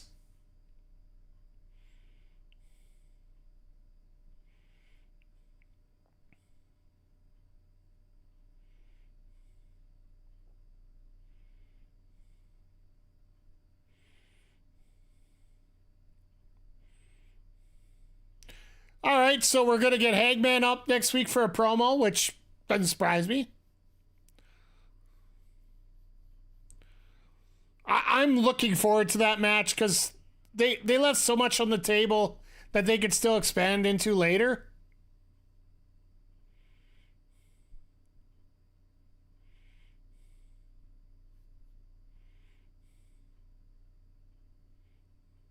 Hey, Jared, how you doing here tonight, sir? Hope you're doing well. We're here watching a little AEW Dynamite over on TNT tonight. AEW Collision, sorry. Hope you're having a great night so far here.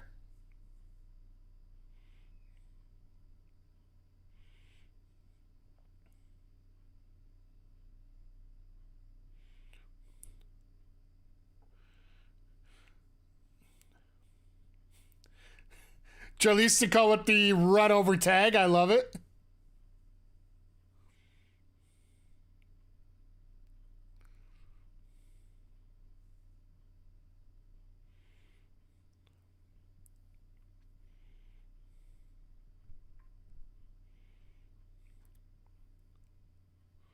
Ooh.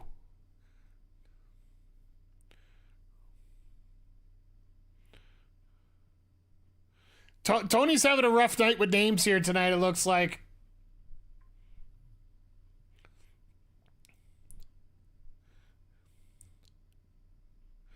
Don't point a Glock at Cash. That's all I can say here right now. You start doing stuff to Cash like that, you're going to be in trouble.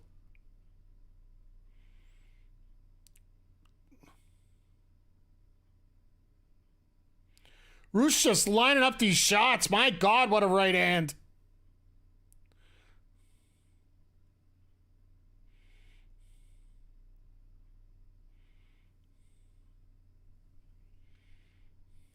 When you point the Glock at Cash, the Glock points back. Exactly.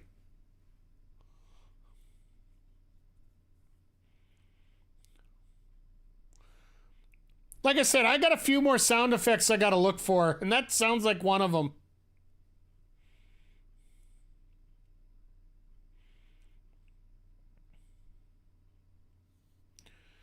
But yeah, after Jolisa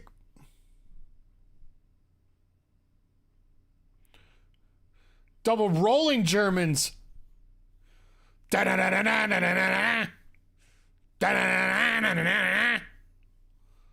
Sorry, I'm from Edmonton, so that's the first thing that comes to mind, not Kurt Angle.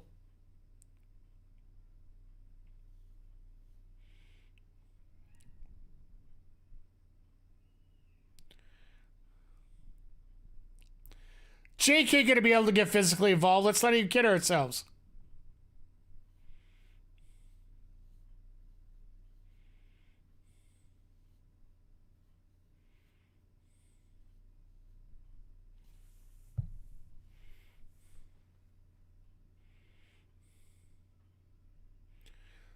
Yeah, but he won't even talk about the ROH titles. That's the problem.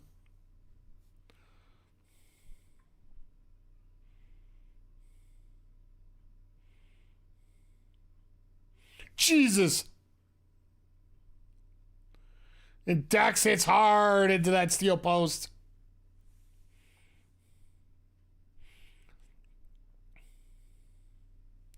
I don't know what's worse, the fact that he hit the ring post, or he's in the corner with Jake there.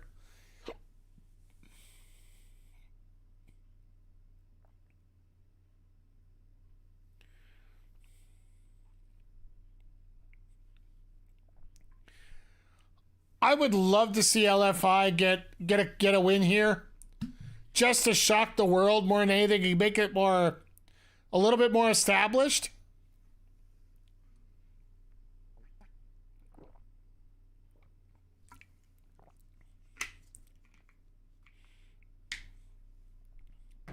LFI needs to win more than FTR, absolutely. Like, they need to get that faction established.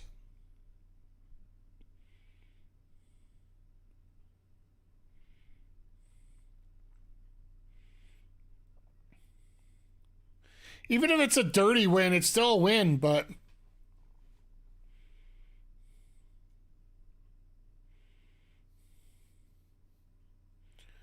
Oh, that'll be so much fun to have Adam Cole back here.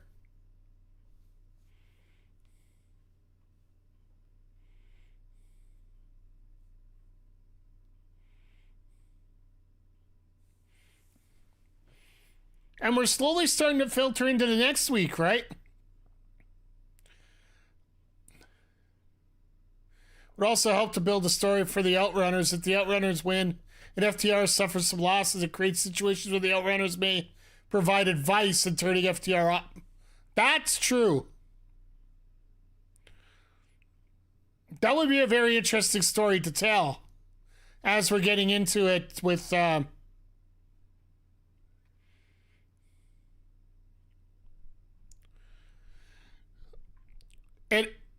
the Outrunners almost start to say that they're better than FTR, and then FTR can flip heel. That's not a big deal with them.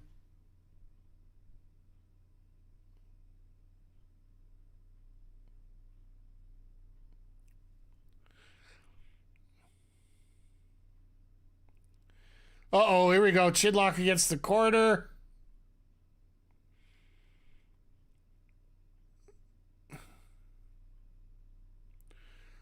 Jake Roberts has got one of the most powerful short rights in wrestling history. They're one of the best tag teams of all time. They probably would love to do a heel run. I would think so. Especially with a team like the Outrunners. And to get them over...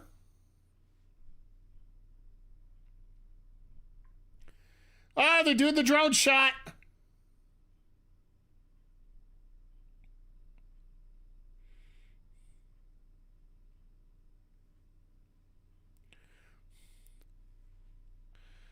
No, that would be some fun booking for 2025, right? Because we got to think about this. We're only 2 pay-per-views away from 2025. By the way, Triller app just came out yesterday. They have a 2 pay-per-view deal.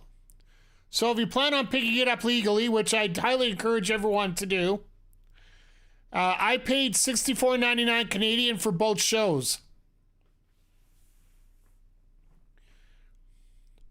I don't know what the American deal is. I'm sure it's probably somewhat on the same level in terms of price.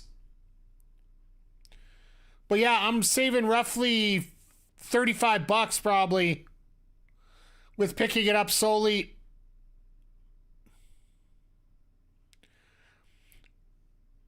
Picking up together instead of separately, so. And of course, we'll be here together watching it, so.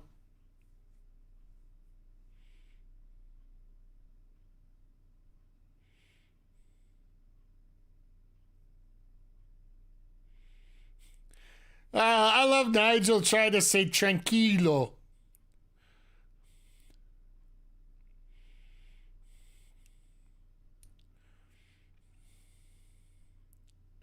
Once again, Dax is like 3/4 of the way across the... Oh. Jalisco, the Flying Nothing, again. Flying Nothing, the worst move in wrestling.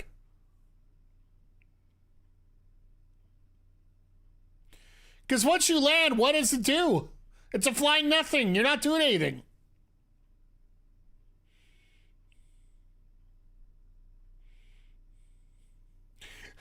Calling it a man. Oh, I guess, yeah.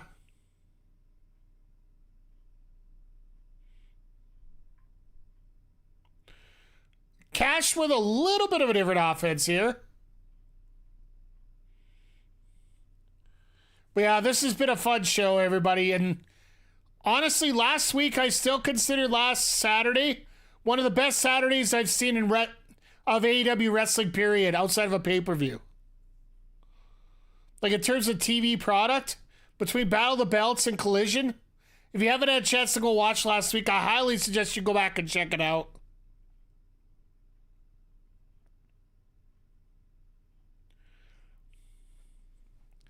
Jalisco kicked out with the legs, but the arms are still stuck on the ground. I don't know.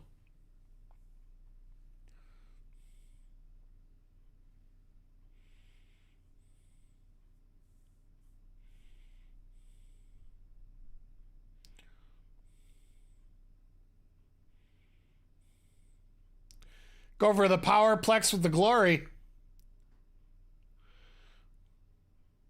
No way. I was going to say Dax is a suplex guy.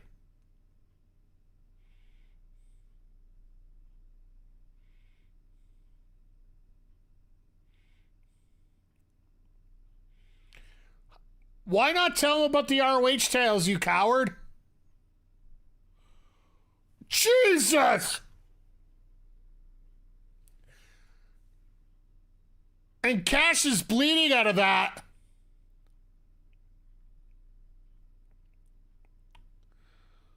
Crucifix bomb right off the top. Let's go.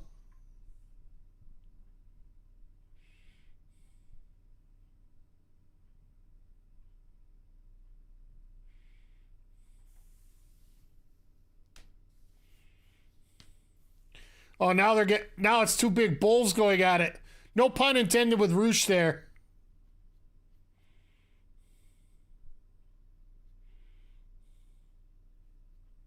Down goes Roosh! Down goes Roosh!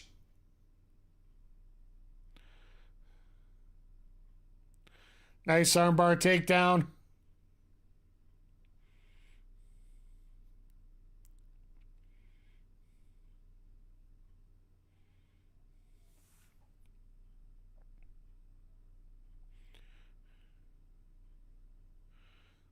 Uh-oh. That's some old school wrestling right there.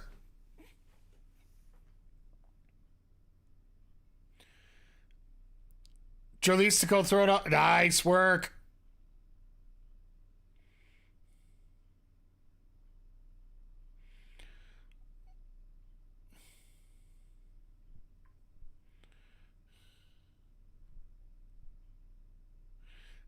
And Jake's like, no, you tap out.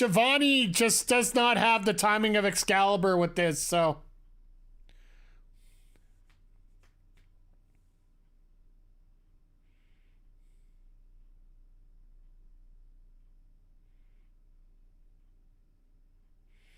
Got to go for the pose instead to finish this off.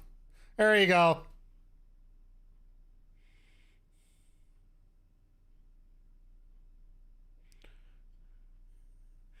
All right, we got the fist versus the fist versus the handshake. Hey, Cameron, how you doing here tonight, sir? I hope you're doing well. As Dynamite just goes off the air. Yeah, I'd have to say another entertaining episode of Dynamite. Like, we were talking about this before, how Dynamite doing good. All right, Cameron, you know what? No worries. I appreciate you popping in here. Don't strain your eyes a whole lot here, because I know concussions can be an absolute son of a you-know-what, so don't strain yourself right now. Appreciate having you here regardless. Hope everything else is going well. And yeah, football could be a pain in the tuchus here. So, but yeah, talking about Collision tonight. Really good card. Really enjoyed it. We got some women's feuds putting together here. Harley Cameron watching the game the best you can. Well, the Yankees are blowing everybody out of the water, so, or the Dodgers are, sorry, so I wouldn't even worry about it. But yeah, we're starting to get the Outrunners sort of, the show's almost being built around the Outrunners, which I don't know how to feel about that, but it's not the worst thing in the world. But yeah, we also got Anna Jay getting a win ahead of her match next week. We also got Penelope Ford in her return with a great victory there. Ricochet and Leo Rush doing Ricochet and Leo Rush things. And yeah, like ever all over the card, like Jay White. Now we're getting Jay White and Hangman at the pay-per-view. Like, now that Tony Khan's gotten a little bit of time to book these shows without being crazy, I think he's done an absolute great job here. And it seems like everything's just fitting together perfectly for him. So, it's amazing what happens when you have time to let things breathe the best way that they can. So, I can't wait for Fright Night on Wednesday, and then next Saturday, our main event's probably going to be Mariah May versus Anna Jay for the AEW Women's title. And could you imagine, even if they run it back at Full Gear or switch it back, could you imagine Anna Jay winning it on that Saturday in Philadelphia? Because let's face it, you know, as much as I was talking, AEW has this rare opportunity where they're getting into a city 4 days before WWE is. They can lay themselves a very special moment there before NXT shows up on Wednesday to make an impact themselves. So, we'll have to see how things go. But with that being said, that's going to wrap up this half of the show here tonight with the AEW Collision Sidecast, which also means this is going to be the end of the night here for our friends over at YouTube. Once again, for everybody checking things out on YouTube, come pop over on Twitch, twitch.tv/MikeTheRef. You will be able to check out our WWE 2K24 MyGM playthrough. It will be recorded live there for our gaming channel, Backbreaker Gaming. But the next time we're going to be live on YouTube is this Wednesday for Fright Night. So make sure you hit the like button and hit the subscribe and the bell notification so you know every time that we go live. And yeah, with that being said, thank you, YouTube, for stopping by. We'll see y'all here on Wednesday for Dynamite. And everybody take care of yourselves, and hopefully we see you over here on Twitch pretty soon. So take care.